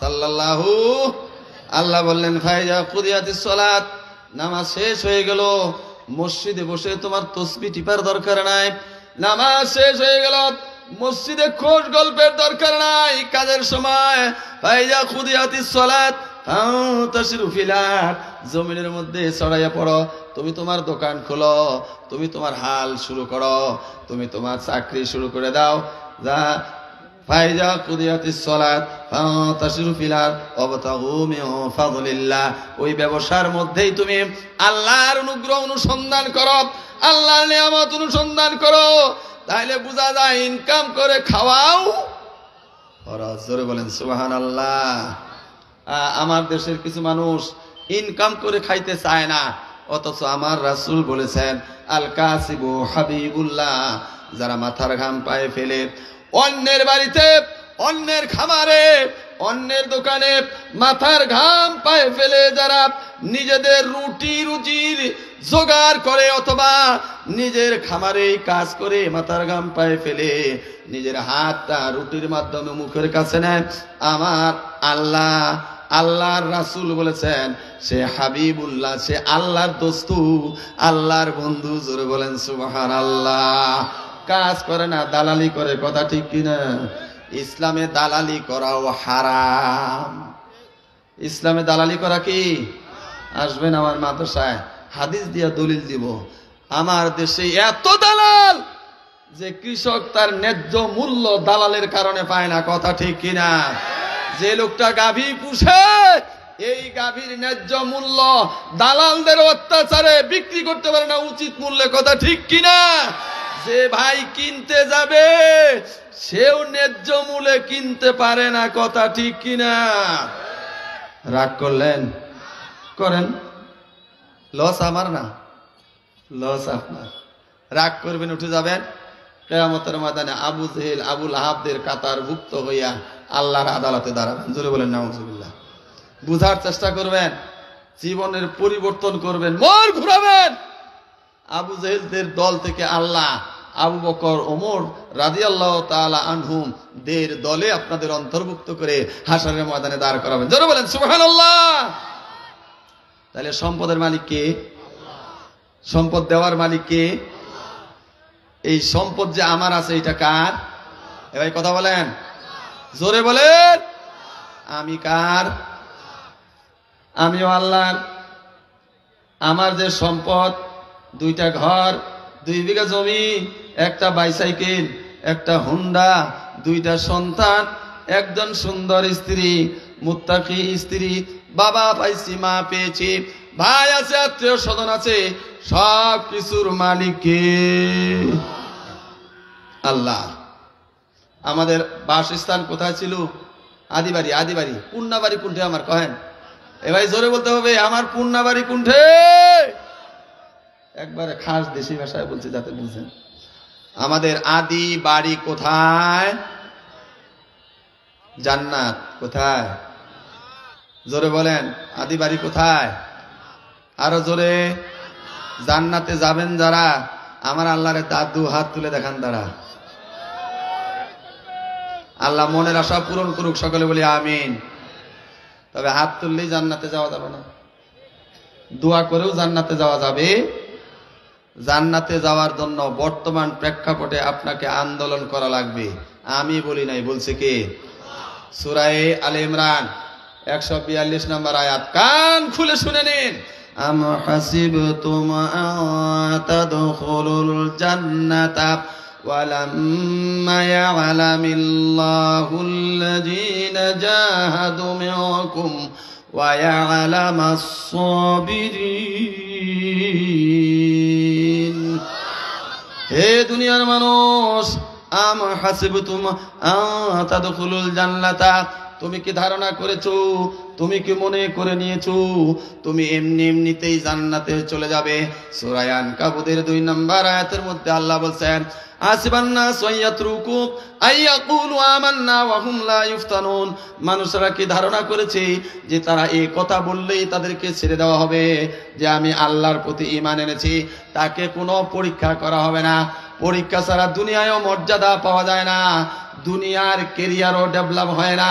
আর আখিরাতে জান্নাতে যাওয়ার জন্য দুনিয়ায় যদি আল্লাহর পরীক্ষায় না পড়েন, অথবা আল্লাহর পথে যদি আপনি নিবিড় ভাবে না চলেন, তাহলে আল্লাহর জান্নাতে যাওয়াও, মর্যাদা পাওয়াও সম্ভব আপনার নয়। সূরা আলে ইমরানের 200 নম্বর আয়াতের মধ্যে আল্লাহ বলছেন, ইয়া আইয়ুহাল্লাযীনা আমানু সুবিরু ওয়াসাবিরু ওয়ারাবিতু ওয়াত্তাকুল্লাহা লাআল্লাকুম তুফলিহুন। হে ঈমানদারগণ, তোমরা ধৈর্য ধারণ করো, ধৈর্যশীল হও, ধৈর্য ধারণকারী হও, ধৈর্যের ব্যাপারে প্রতিযোগিতা করো, আর সদা সর্বদা তুমি শত্রুর বিপক্ষে যুদ্ধ করার জন্য, ইসলাম বিরোধীদের বিপক্ষে রাবিতুন যুদ্ধ করার জন্য প্রস্তুতি নিয়ে থাকো। ওয়াত্তাকুল্লাহ, সব সময় আল্লাহকে ভয় করে চলো। লাআল্লাকুম তুফলিহুন, তাহলেই তুমি সফলকামী হতে পারবে। জোরে বলেন সুবহানাল্লাহ। আর 142 নম্বর আয়াতের মধ্যে আল্লাহ বললেন, হে দুনিয়ার মানুষ, তোমরা কি ধারণা করে নিয়েছ তোমরা এমনি এমনিতেই জান্নাতে চলে যাবে? ওয়ালাম্মা ইয়ালামিল্লাহুল্লাযীনা জাহাদু মিনকুম, অথচ আমি আল্লাহ এখনো দেখেই নিলাম না তোমাদের মধ্য থেকে দুনিয়াতে কারা আমার আইন বাস্তবায়ন করার জন্য, কোরআনের রাষ্ট্র কায়েম করার জন্য, কোরআনের বিধান কায়েম করার জন্য জাহাদু মিনকুম, জান মাল দেওয়ার চেষ্টা করে, ওয়া ইয়ালামাস সাবিরিন, আর এই জিহাদ করতে গিয়া, আল্লাহর জমিন, আল্লাহর দিন কায়েম করতে গিয়া জেলখানায় যাওয়া লাগে, কত অপবাদ শোনা লাগে, কত মিথ্যা লেবেল আমাদের গায়ে লাগাইয়া দেয়। শুধু আমাদেরই না, সাহাবাদের গায়ে লাগানো হয়েছে। যুগে যুগে সমস্ত উলামা ইকরামদেরকে এইভাবে জেলখানায় নিয়ে ফাঁসি দেওয়া হয়েছে, বিষ খায় হত্যা করা হয়েছে।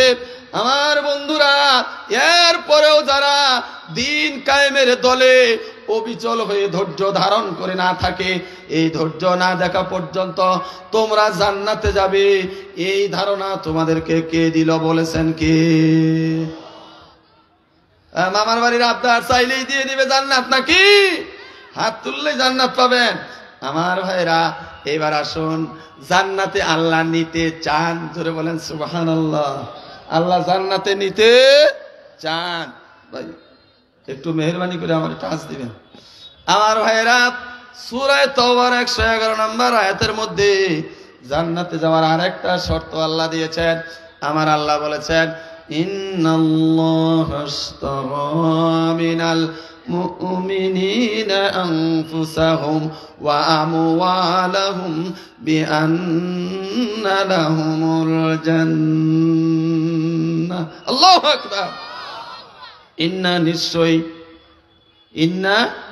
নিশ্চয় আল্লাহ ইশতারা কিনে নিয়েছেন অতীতকালীন শব্দ মিনাল মুমিনিনা মুমিনদের কাছ থেকে আনফুসাহুম তাদের জীবন তাদের হায়াত ওয়া আমওয়ালাহুম এবং তাদের সম্পদের মধ্যে শুধু টাকা পয়সাই না শুধু ঘর বাড়ি না আপনার বুদ্ধিও আপনার সম্পদ আপনার সন্তানও আপনার সম্পদ আপনার যা কিছু আল্লাহর নিয়ামত দিয়েছেন আপনার চোখের দৃষ্টিটাও আপনার সম্পদ আপনার শ্রবণ শক্তিটাও আল্লাহর দেওয়া আপনার সম্পদ ধরে বলেন সুবহানাল্লাহ আমার ভাই ও বন্ধুগণ আল্লাহ বলেছেন আমি মুমিনদের কাছ থেকে তার জীবন অর্থাৎ হায়াত এবং তার সম্পদ আমি কিনে নিয়েছি বিআন্না লাহুমুল জান্নাত আমি জান্নাতের বিনিময়ে জোরে বলেন সুবহানাল্লাহ তাহলে আল্লাহ আমার জাত আমার মাল আমার যত সম্পদ আছে এই আয়াতের হক হইল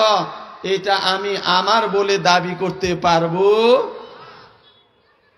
আমি যে ব্যক্তি আমার সত্তা এর মালিক হইলেন কে আল্লাহ এবং আল্লাহ আমাকে যে টাকা পয়সা দিয়েছেন এটারও মালিক কে আল্লাহ আমার বন্ধুগণ আমার জীবনেরও মালিক আল্লাহ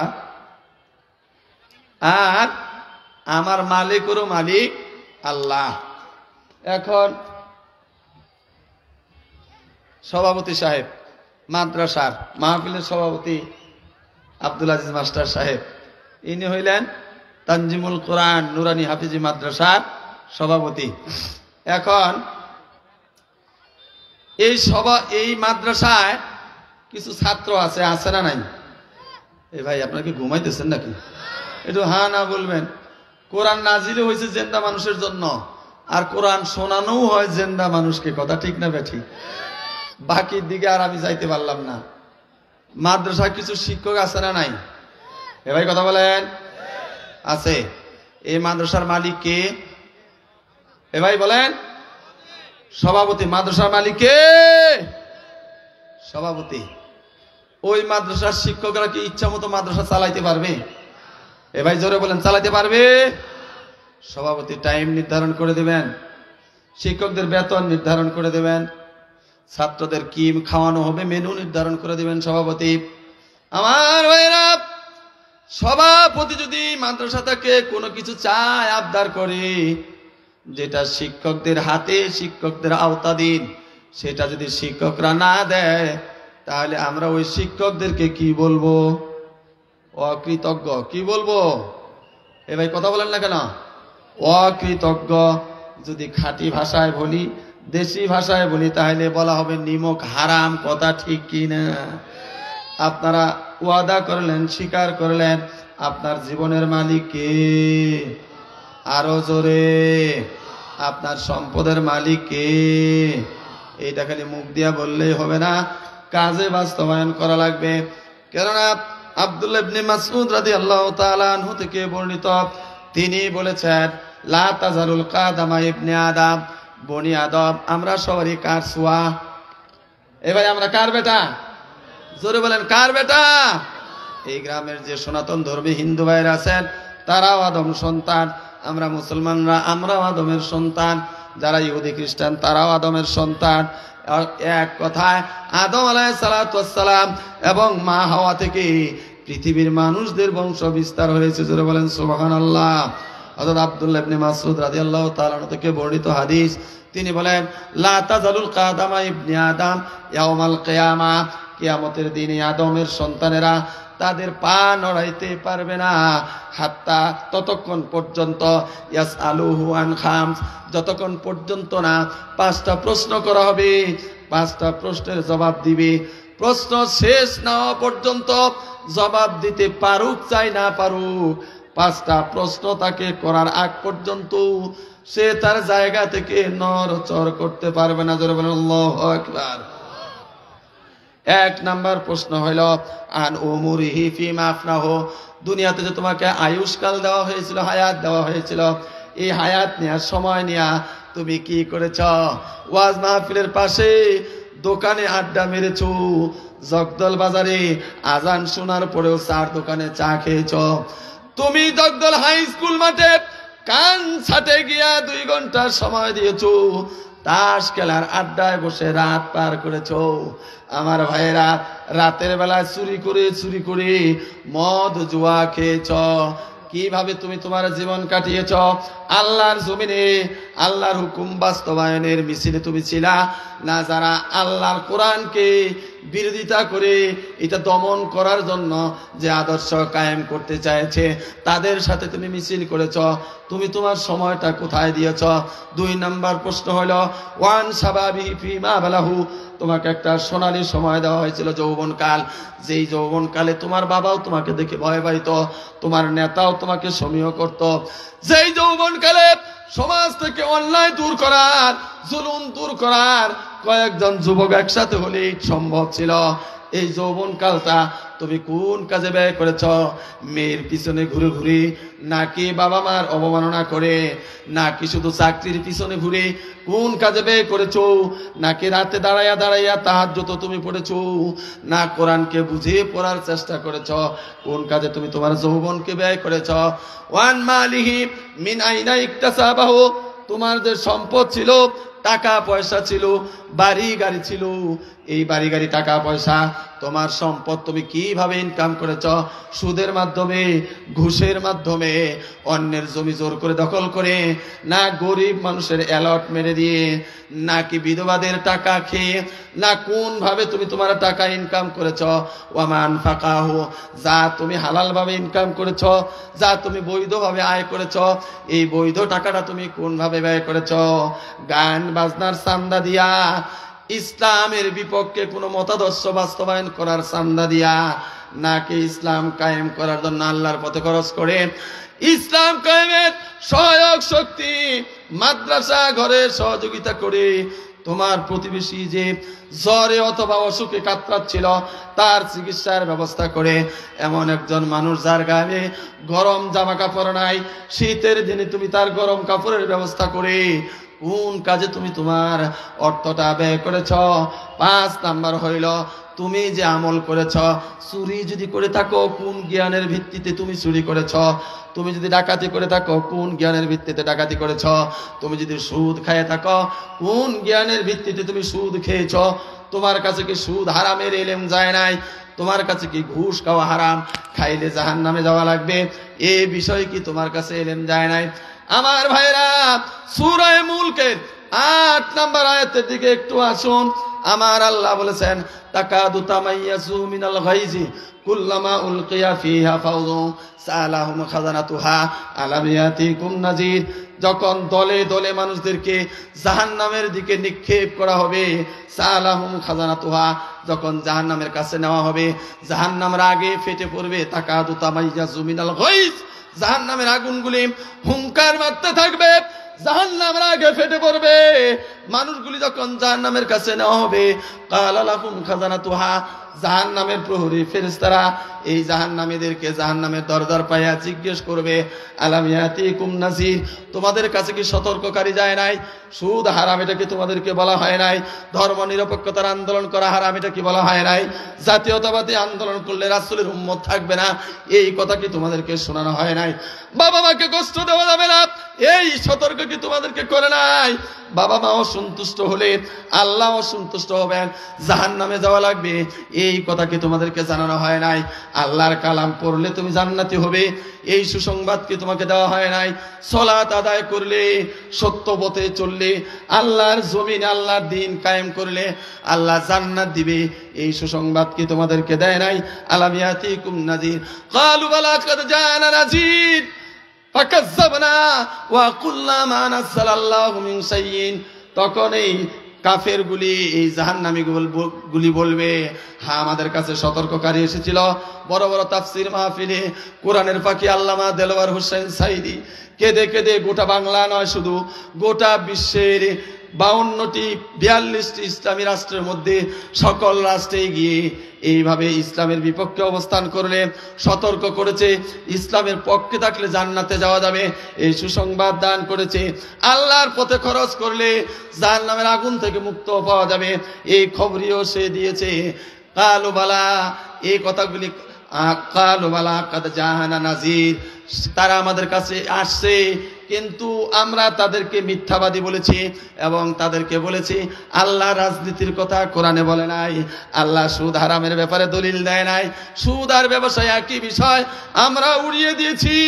ওয়াকালু লাউ কুন্না নাসমাউ আও নাকিলু মা কুন্না ফি আসহাবিস সাগীর। এরপরে পাছায় লাথি মেরে, চুলের ঝুঁটি ধরে, পায়ে লোহার বেরি, আগুনের বেরি পরিয়ে জাহান্নামের মধ্যে ফেলে দেওয়া হবে। জাহান্নামে যাওয়ার পরে নেতা কর্মী সবাই আলাপ আলোচনা করবে। ওয়াকালু, ওরা বলবে লাউ কুন্না নাসমাউ, দুনিয়ায় যদি তাফসির মাহফিলের কথাগুলি শুনতাম, যদি আমরা আলেম ওলামাদের পাশে যদি আমরা থাকতাম, আও নাকিলু, অথবা জ্ঞান দিয়ে যদি এটা বুঝতাম, নামাজ যদি তরক না করতাম, আল্লাহর পথে যদি আমরা খরচ করতাম, মাদ্রাসা যদি বেশি বেশি করে প্রতিষ্ঠা করতাম, আলেমদেরকে যদি সম্মান করতাম, তাদের সাথে যদি আন্তরিকতা থাকতো, এই মসওয়ালা সুদখোর ঘুষখোর মদারু নেতাদের যদি আমরা ছেড়ে দিতাম।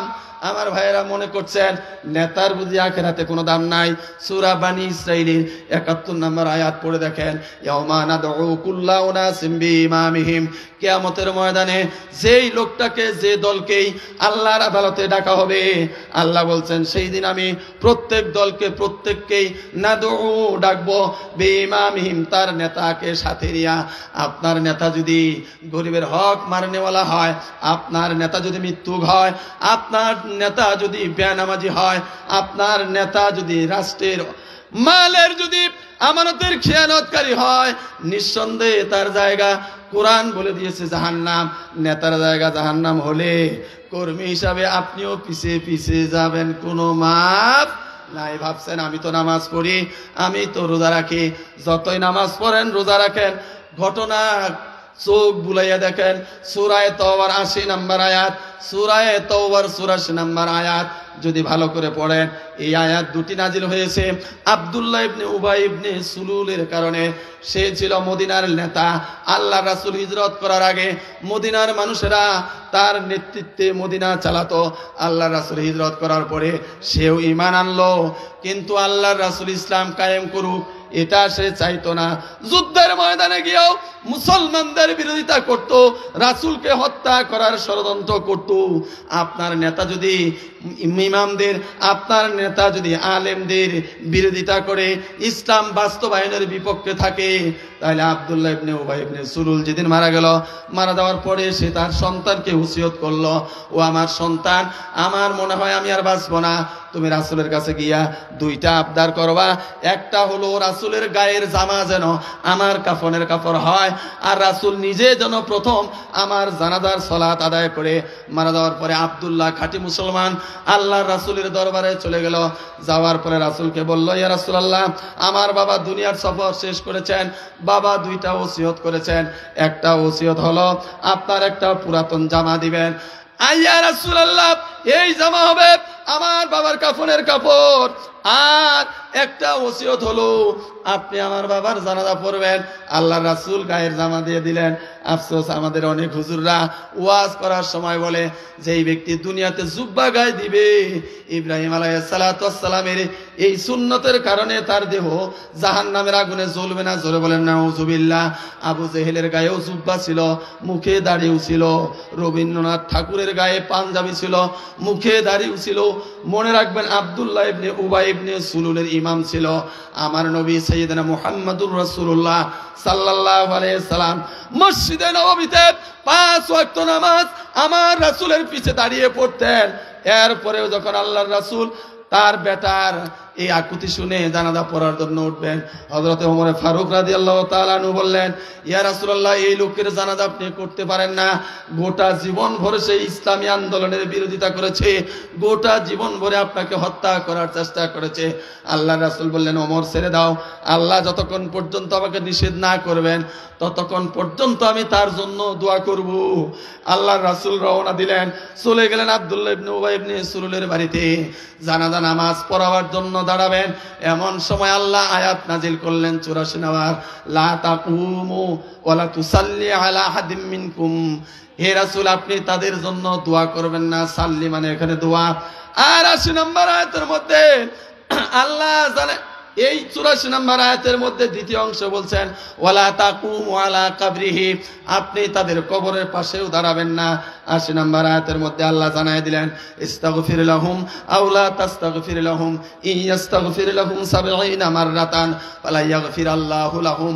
আল্লাহ বললেন, হে রাসূল, আপনি আমার বড় মহব্বতের মানুষ, আপনাকে এত আমি ভালোবাসি, দুনিয়ার কাউকে আর এত ভালোবাসি না। হে রাসূলুল্লাহ, আপনি এই লোকটার জন্য অথবা এই চরিত্রের মানুষ যারাই আছে তাদের জন্য আপনি যতই দোয়া করুন, অথবা আওলা তাস্তাগফির লাহুম, দোয়া আপনি না করেন, ইয়াস্তাগফির লাহুম, যদি আপনি তারপরেও দোয়া করেন আমি না করার পরে, 70 মাররাতান, 70 বারও যদি আপনি তাদের জন্য মাফ চান, এখানে 70 বার শুধু গুনে গুনে 70 নয়, 70 বার হলো অগণিত বারও যদি আপনি এই সকল নামাজীদের জন্য আমার দরবারে তাদের গুনাহ মাফের জন্য মাফ চান, ফালা ইয়াগফির আল্লাহু লাহুম, আমি আল্লাহ তাদেরকে মাফ করব না। এরপরেও নামাজ পড়ে ইসলামী আন্দোলনের বিরোধিতা করে রাজনীতি করবেন, শুক্রবারের সামনের কাতারে নামাজ পড়বেন, মনে করবেন আল্লাহ জান্নাত দিবে, আল্লাহর কোরআনই মিথ্যা হয়ে যাবে। জোরে বলেন নাউযুবিল্লাহ। শুধু নামাজ পড়লেই হবে না, আবার নামাজ ছাড়াও জান্নাতে যাওয়া যাবে না। লা দীনা লিমান লা সালাতান, ওই ব্যক্তির ইসলাম নাই যার নামাজ নাই। জোরে বলেন আল্লাহু আকবার। আমার ভাইরা, ইসলামে যেমন নামাজ আছে, ইসলামে যেমন হজ আছে, দান সাদকা আছে, ইসলামে যেমন সত্য কথা আছে, বাবা মার খেদমত আছে, স্ত্রী ভরণ পোষণ আছে, সন্তান লালন পালনের বিষয় আছে, রাষ্ট্র চালাবার বিষয় আছে, তেমনি ভাবে আল্লাহর জমিনে দিন কায়েমের বিষয় আছে। গোটাটার নাম হইল ইসলাম। এই জন্য সূরা বাকারার 208 নম্বর আয়াতের মধ্যে আল্লাহ ইমানদারদেরকে ডেকে বলছেন, ইয়া আইয়ুহাল্লাযীনা আমানু দুখুলু ফিস সিলমি কাফা ওয়ালা তাত্তাবিউ খুতুওয়াতিশ শায়তান। হে ইমানদারগণ, হে বিশ্বাসী বান্দাগণ, তোমরা পরিপূর্ণভাবে, সম্পূর্ণভাবে তোমার রান্নাঘর, তোমার রাজনীতি, তোমার সংসদ ভবন, তোমার বিচারালয়, তোমার ব্যাংক বিমা, সব ক্ষেত্রেই তুমি ইসলামের মধ্যে পরিপূর্ণভাবে প্রবেশ করো। ওয়ালা তাত্তাবিউ খুতুওয়াতিশ শায়তান, খবরদার জীবনের কোন জায়গায় শয়তানের নিয়ম কানুন, শয়তানের আইনকে তুমি অনুসরণ করো না। ইন্নাহু লাকুম আদুউম মুবিন, নিশ্চয়ই শয়তান তোমার প্রকাশ্য শত্রু। ইন্নামা ইয়ামুরুকুম বিল ফাহশাই ওয়াল মুনকার, নিশ্চয়ই শয়তান তোমাকে আদেশ করে ফায়সা কাজের এবং আল্লাহ অপছন্দ করে এমন কাজ করার জন্য শয়তান তোমাকে ওয়াসওয়াসা দেয়। জোরে বলেন নাউযুবিল্লাহ। আমার ভাইরা, এবার আসেন, আমরা জান্নাতে যেতে চাই, কথা ঠিক কিনা? হ্যাঁ, আমার মা বোনেরা ওই পাশে আছেন, তাদের ব্যাপারে কিছুই বলতে পারলাম না, এখন আমাকে শেষ করতে হবে। আমি সর্বশেষ আপনাদের কাছে একটু আবদার আকুতি করব। আপনারা আমার আবদার, আমার চাওয়াটা পূরণ করতে রাজি আছেন? জোরে বলেন রাজি আছেন? যারা রাজি আছেন, যারা দুই হাত তুলে আমার আল্লাহরে দেখান, তারা লিল্লাহি তাকবীর, হাত নামান। আমি এখন আসল জিনিস চাবো, টাকা। কি চাবো? ভয় পাইলেন? টাকা দিতে পারবেন না, সমস্যা নাই, উঠবেন না। রাজি আছেন? আমার পরে এই প্রধান বক্তা চলে এসেছে, আমার এই আবদার আপনারা মিটাইয়া দিলেই উনি নাহমাদুহু নুসাল্লি আলা রাসূলিহিল কারীম বলা শুরু করবে ইনশাআল্লাহ। আসলে তো উনার ওয়াজ শোনার জন্য এত মানুষ, আমার ওয়াজ শোনার জন্য কি? আমি তো সদায় কহছি, গোয়ালধারা মসজিদত আমাকে কহিবা দিলেও কহছি, না কহিবা দিলেও আমি কহছি, কথা ঠিক কিনা? আমার ভাইগণ, আজকের এই আয়োজন কয়েক লক্ষ টাকার প্রয়োজন। বিশ্বাস করেন? এই যে এত সুন্দর ব্যবস্থাপনা, তারপরেও এই আয়োজনটা হয়েছে আল্লাহর রাসূলের একটা প্রতিষ্ঠানকে কেন্দ্র করে। জোরে বলেন সুবহানাল্লাহ। আমি এক নাম্বার চাবো, এই আশেপাশে যাদের বাড়ি আছে আপনারা তাদের সন্তান কথা বলা শিখলেই বয়স যখন 5 তখন কিন্ডারগার্টেন আর প্রাইমারিতে আগে না পাঠাইয়া নুরানি মাদ্রাসায় পাঠাবেন। রাজি আছেন? রাজি আছেন? যারা আল্লাহর হাত তুলে দেখান তারা। লিল্লাহি তাকবীর। আপনারা মনে করতেছেন যে বারবার হাত তুলে আমাদের কষ্ট হয় না? জান্নাতে কি এমনি যাওয়া যাবে নাকি? এত আলসামি করলে জান্নাতে যাওয়া যাবে না। অলস লোকদের জন্য আল্লাহর জান্নাত না। বারবার হাত তুলবেন, তাকবীর দিবেন, ঘুম ভাঙবে, শয়তান পালাবে। কথা ঠিক কিনা? এক নম্বরে কি চাইলাম? এ ভাই কথা বলেন। এক নম্বরে কি চাইলাম? সন্তান।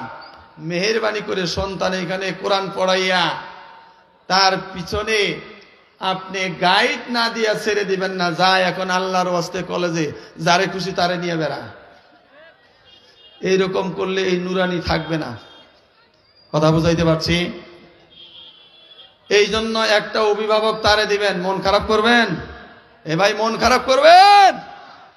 আপনার ছেলেকে স্কুলে পাঠান, কলেজে পাঠান, ভার্সিটিতে পাঠান, কাওমি মাদ্রাসায় পাঠান, কিতাবখানায় পাঠান, আলিয়া মাদ্রাসায় পাঠান, সাথে সাথে বাংলাদেশ ইসলামী ছাত্র শিবিরের হাতে তুলে দেন। আপনার সন্তান যদি শিবির করে আমি গ্যারান্টি দিতে পারি আপনার এই সন্তান বিপদগামী হওয়ার সম্ভাবনা, আপনার সন্তানের জঙ্গি হওয়ার সম্ভাবনা, আপনার সন্তান আপনাকে নিরাশ করবে না ইনশাআল্লাহ।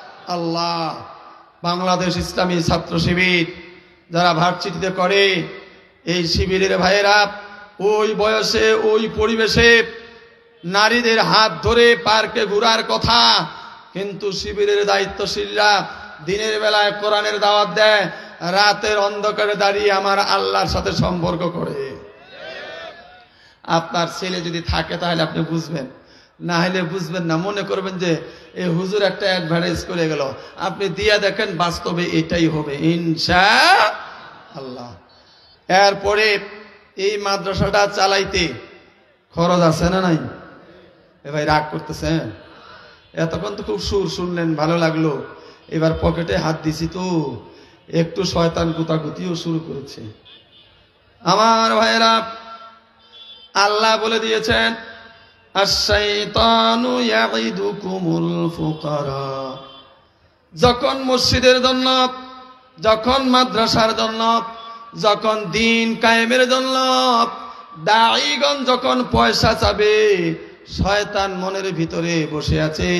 শয়তান তখন ডাকবে, তোমাকে বলবে আশ-শাইতানু ইয়াইদুকুমুল ফুকারা, দিস না মাদ্রাসায় টাকা, দিন কায়েমের টাকা দিস না, গরিব হয়ে যাবি, গরিব হয়ে যাবি। কে ওয়াসওয়াসা দেয়? বলেছেন কে? আল্লাহ বলে দিয়েছেন। এটা যদি আপনি বুঝতে না পারেন যে এই সময় একটু উঠি টাকা চাচ্ছে, যদি আপনি এটা বুঝতে না পারেন যে শয়তান আপনারে উঠাইয়া নিয়ে গেছে, বুঝতে না পারলেই জান্নাতের ট্রেন আপনি ফেল করবেন। আমার ভাইরা রাগ করতেছেন? তাহলে এই মাদ্রাসা যে এখানে আছে, এইটা কি আসমানের ফেরেশতারা এসে চালাবে না আপনারা চালাবেন? এ ভাই কথা কন না কেন? এই মাদ্রাসাকে কেন্দ্র করে আপনাদেরকে এত বড় প্যান্ডেল করে তাফসীর শোনাবার ব্যবস্থা করে দিয়েছে। আমার বিশ্বাস, আমি আমার স্বল্প সময়ে এই পৃথিবীর জীবন পরিচালনার জন্য যেই কথাগুলি বলেছি, কোনো ভাই ও বন্ধু যদি মনের ভিতরে গেঁথে নিয়ে আগামী দিন থেকে জীবন পরিবর্তন করার চেষ্টা করেন, নিঃসন্দেহে আল্লাহ তাকে জান্নাতি মানুষদের অন্তর্ভুক্ত করবেন। আমার ভাইয়েরা, এই মাহফিল অনেকেই বলেছেন যে আমরা মাহফিলে টাকা দেব। আর কোনো কথা নয়, জান্নাতে যাওয়ার জন্য আগে আল্লাহ মাল চাইছেন। আগে আল্লাহ কি চাইছেন?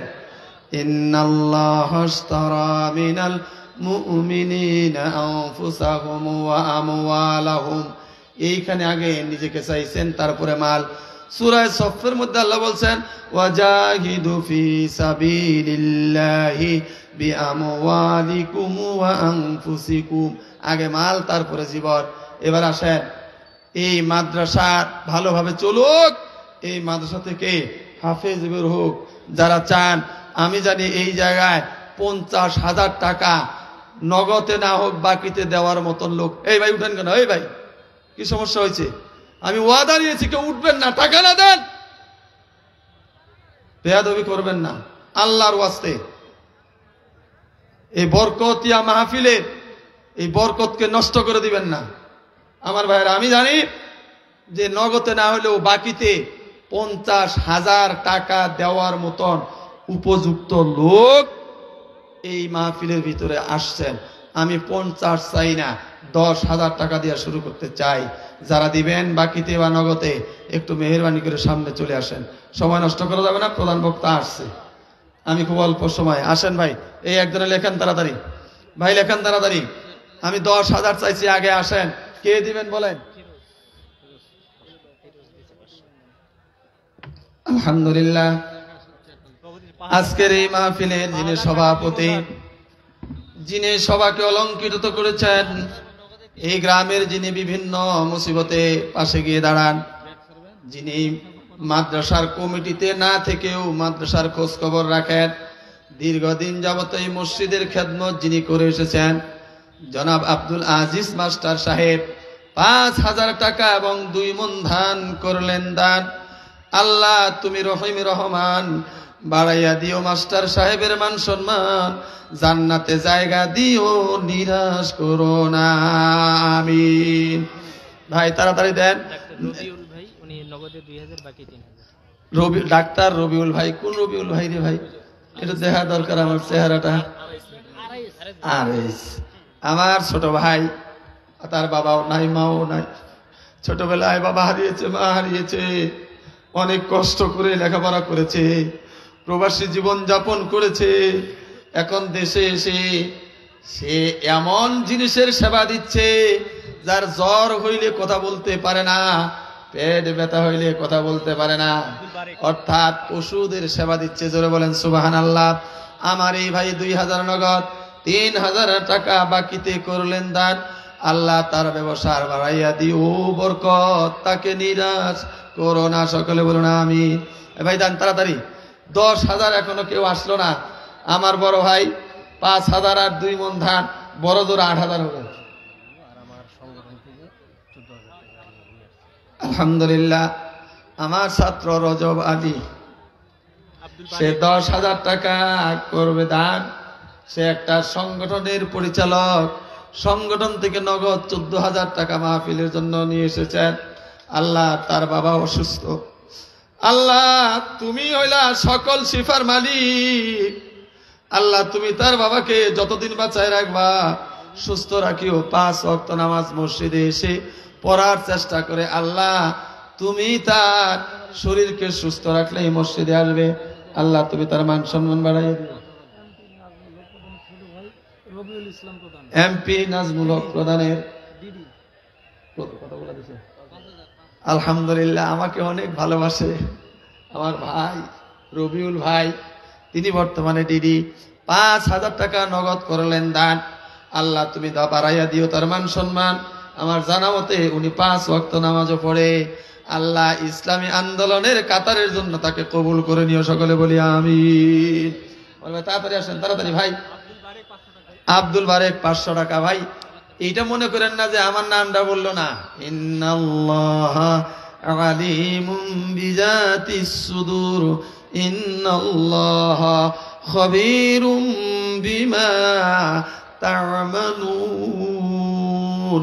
আল্লাহ যেমন অন্তরের খবর রাখেন, তেমনি কে কি করছেন এটার খবরও আমার আল্লাহ রাখেন। কথা ঠিক কিনা? এই ভলান্টিয়ার ভাইরা চাদর নিয়ে ভিতরে ঢুকো। এই ভাই এইভাবে ডাকলে রাত চলে যাবে। কি নিবেন নেন না রে ভাই, তাড়াতাড়ি যান। প্রধান বক্তা চলে আসছে, যার ওয়াজ শোনার জন্য ভাইয়েরা আনতে যা, তাড়াতাড়ি ঢুকেন। আমার ভাইয়েরা আসেন। আর কে কে আছেন? আমি কিন্তু দেখতেছি কে কে দেওয়ার মতন আছেন? আমার ভাইয়েরা, আমি কিন্তু দেখতেছি আপনাদেরকে এইবার সূরা আলে ইমরানের ৮০ নম্বর আয়াতটা একটু শোনাইয়া দেই। আপনারা একটু মেহেরবানি করে শোনার চেষ্টা করেন। সূরা আলে ইমরান আয়াত নাম্বার হলো ১৮০। আমার আল্লাহ বলেছেন, ফালা তাহসাবান ওয়ালা জি ভাই ইসলামুল ভাই ২০০০ টাকা নগদ করলেন দান। আল্লাহ বাড়াইয়া দিও তার মান সম্মান, রিজিকের মধ্যে বরকত দান করে দিও, বাবা মাকে জান্নাতের হকদার করে দিও। ১০০০ টাকা এক মন ধান মুক্তিযোদ্ধা আব্দুল গনি আল্লাহ দেশের জন্য জীবন বাজি রেখে যে সংগ্রাম করেছে, আমার ভাই হয়, ছোটবেলায় আমাকে কোলে নিয়ে লালন পালন করেছে। আল্লাহ তার মধ্যে যদি কোনো বিভ্রান্তি থাকে তাকে মাফ করে দাও, ইসলামের জন্য কবুল করে নাও। আল্লাহ তাকে সুস্থ রাখিও, সকলে বলুন আমিন। আব্দুল হামিদ আমার ভাগিনা, ওহে তো নাকি আমার ভাগিনা, আমাকে বড্ডই মহব্বত করে। কার সাথে কেমন ব্যবহার করে এটা আমার দেখার বিষয় না, আমি সাক্ষী দেব আমার সাথে কেমন ব্যবহার করে, কথা ঠিক কিনা। আমাকে ভালোবাসে। আল্লাহ তুমি তাকে হিদায়াত দিও। আল্লাহ ৫ ওয়াক্ত নামাজ মৃত্যুর আগে মসজিদে এসে পড়ার তৌফিক দিও। ছেলেটা বাইরের দেশে থাকে, তাকে সুস্থ রাখিও, সকলে বলুন আমিন। আমার ছাত্র, হ্যাঁ এ দেলোয়ার খালি মাত্র ২০০০, আর ৩০০০ বাকি। মারহাবা। আল্লাহ তুমি তার মান ইজ্জত হেফাজত করিও, আল্লাহ তুমি তাকে সুরক্ষা দিও, সকলে বলুন আমিন। ভাই আসেন, কি ব্যাগ নিয়ে ঢুকছেন? এ ভাই কেউ উঠবেন না, মেহরবানি করে, ওয়াদা দিয়েছেন উঠবেন না, কেউ উঠবেন না। আমার কথা শেষ হবে, তারপরে যদি নিম্ন চাপ থাকে পরে যাবেন, এর আগে যাওয়া যাবে না, একটু চুপ করে ধরে রাখেন। আমি তার বেশি সময় কথা বলবো না। তৈয়বালি বগুড়া কত দূরে বাড়ি, সবার জমিতে মসজিদ হয় না, কথা ঠিক কিনা। হাজার হাজার বিঘা জমির মালিক। মদিনায় যখন আল্লাহ রাসূল হিজরত করলেন, মসজিদে নববী বানাবেন, আমার ভাইয়েরা কত ধনাঢ্য ব্যক্তিরা জমি দিতে চাইল, কিন্তু আল্লাহ কবুল করলেন 2 এতিমের জমিকে। জোরে বলেন সুবহানাল্লাহ। বগুড়ায় বাড়ি, তার সম্পদকে আল্লাহ মাদ্রাসার জন্য কবুল করবেন, পরকালে নাজাতের ব্যবস্থা করবেন। এই জন্য আল্লাহ তার সম্পদকে কবুল করেছেন। ১০০০ টাকা করলো দান, আল্লাহ তার রাস্তা নিরাপদ করে দিও, ইসলামের জন্য কবুল করে নিও, সকলে বলি আমিন। আব্দুস সাত্তার মনে হয় আমারই কেউ হবে। জি, আবু সাইদের ভাই আমার বিয়াই। আল্লাহ ১ মন ধান, অনেক পরিশ্রম করে, আমি জানি মাথার ঘাম পায়ে ফেলে সে আয় রোজগার করে। আমার ভাইয়েরা, এত কষ্টের টাকা, আল্লাহ তুমি পরিশ্রমী মানুষদেরকে তোমার রাসূল, তোমার বন্ধু বলেছে আল কাসিব হাবিবুল্লাহ, আল্লাহ তার দানকে কবুল করে নাও। তার বাবা দুনিয়া থেকে চলে গেছে, তার মা বেঁচে আছে, যতদিন বেঁচে থাকবে আল্লাহ তুমি তাকে সুস্থ রাখিও, সকলে বলুন আমিন। জগদলের ফরিদ মিয়া আমার বড় পরিচিত মানুষ, দেখলেই হাত মিলায়। ফরিদ ভাই, আমার ফরিদ ভাইকে আল্লাহ তুমি তার রিজিকের মধ্যে বরকত দান করে দিও। মুজিবুর রহমান, কোন মুজিবর রে বাবা? দক্ষিণ পাড়া মুজিবার, আমার নাতি হয় সম্পর্কে। আরে ভাই, দেওয়ার তো আরো ক্ষমতা বেশি আছে, সুযোগ পাইলে পড়ে দিবেন। ৫০০০ টাকা সে ওয়াদা দিয়েছে, আল্লাহ তার ওয়াদা পূরণ করে জান্নাতুল ফেরদাউসের উত্তরাধিকারী হওয়ার মতন দুনিয়াতেই চরিত্র দান করে দিও, সকলে বলুন আমিন। ভাই আপনারা কি কষ্ট পাচ্ছেন? টাকাও দিবেন না, বসে থাকতে কষ্ট পাবেন, আল্লাহ রাগ করবে না? একটু ধৈর্য ধারণ করেন। মুজিবরের ভাই আলম ২০০০ টাকা ওয়াদা করেছেন, আল্লাহ তাদের রিজিকের মধ্যে বরকত দান করে দিও। এ ভাই আসেন, আমি ৮০ নম্বর আয়াতের সূরা আলে ইমরানের ৮০ নম্বর আয়াতের অনুবাদ করতে চাইছিলাম, একটু করে শুনিয়ে দেই। হেলাল ১ মন ধান, ভ্যান ভাইয়া খায় না? হ্যাঁ, আল্লাহ তুমি হেলাল ভাইয়ের মধ্যে বরকত দান করে দিও, রিজিককে প্রশস্ত করে দিও। মাদ্রাসার সভাপতি ১০,০০০ টাকা এখনো কেউ দিল না। সভাপতি সাহেবকে ছাড়া যাবে না। এ ভাই ছাড়া যাবে সভাপতি সাহেবকে? বড় বড় লিচুর বাগান, 4 বাগান ৭,০০০ দিতে চাইছি, যদি ৩,০০০ যোগ করে দেন আমার আল্লাহ বড় খুশি, স্বীকার করেছে।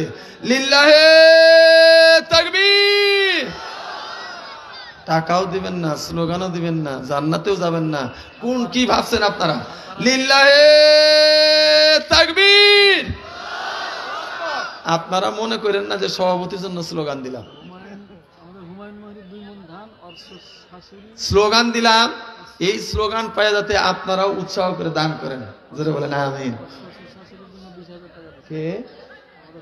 হুমায়ুন মোহরি ভাই আমাকে বড় শ্রদ্ধা করে, যদিও আমার চাইতে বয়সে কিছু বড়, তারপরেও দেখা হলে শ্রদ্ধা করে। ছেলেটা হাফেজ হয়েছে আলহামদুলিল্লাহ।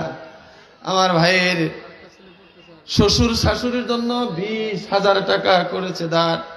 এইরকম জামাই তো দরকার, কথা ঠিক না ঠিক? আহা, আমরা রাগ করে শ্বশুর বাড়ি যাই না, কত কষ্ট করে মেয়েটাকে বড় করলু, আমার জীবনের সঙ্গী বানাইয়া দিল। যেই মহিলাটা রাত দিন আমার সংসারে খাটে, এই মহিলার বাপ মায়ের কষ্ট দেয়, এইরকম অকৃতজ্ঞ কি আমরা থাকতে চাই? ভালো জামাই হওয়া দরকার আছে না নাই? জামাই বাবু জিন্দাবাদ। হ্যাঁ আমার ভাইয়েরা, আল্লাহ যে নিয়তে হুমায়ুন ভাই করেছে দান, তার নিয়তকে পূরণ করে দিও, সকলে বলি আমিন। হাসান আমার ছাত্র হাসান 2 মণ ধান করবে দান। আল্লাহ তার ফসলের মধ্যে বরকত করে দিও, আল্লাহ তার চলার পথকে সহজ করে দিও, সকলে বলি আমিন। মিজানুর ড্রাইভার ড্রাইভারি করে খায়, আল্লাহ তার কষ্টের রোজগার থেকে 1000 টাকা মাদ্রাসার জন্য করলো দান, বাড়াইয়া দিও, মান সম্মান নিরাশ করো না, সকলে বলি আমি। আমার ভাতিজা রোকন বিদেশে থাকতো না, এখন আছে তো দেশে। ও রোকন মেডিসি কোম্পানিতে চাকরি করে, মা হারিয়েছে। আরে আমারও মা, মায়ের কথা মনে হতেই চোখের কোণায় পানি চলে আসে। আল্লাহ 1000 ইট আমার এই ভাতিজা করলো দান। বর্তমানে 1000 ইটের দাম 1 নাম্বার হইলে কম পক্ষে 13,000 টাকা, কথা ঠিক না ঠিক? আল্লাহ দুনিয়াতে মাদ্রাসা করার জন্য যে ইট করেছে দান, আল্লাহ তুমি তাকে করিও জান্নাতের মেহমান, জোরে বলো না আমিন। আজিজার রহমান পকিলাগার 1 মণ ধান, আল্লাহ তার ফসলের মধ্যে বরকত বাড়াইয়া দিও। আমার ভাইয়েরা ব্যাগগুলো তাড়াতাড়ি নিয়ে আসেন। আমার ভাইয়েরা যাদের নাম বলতে পারলাম না তারা আফসোস করিয়েন না, আল্লাহ কোন অংশই সওয়াব কম দিবে না।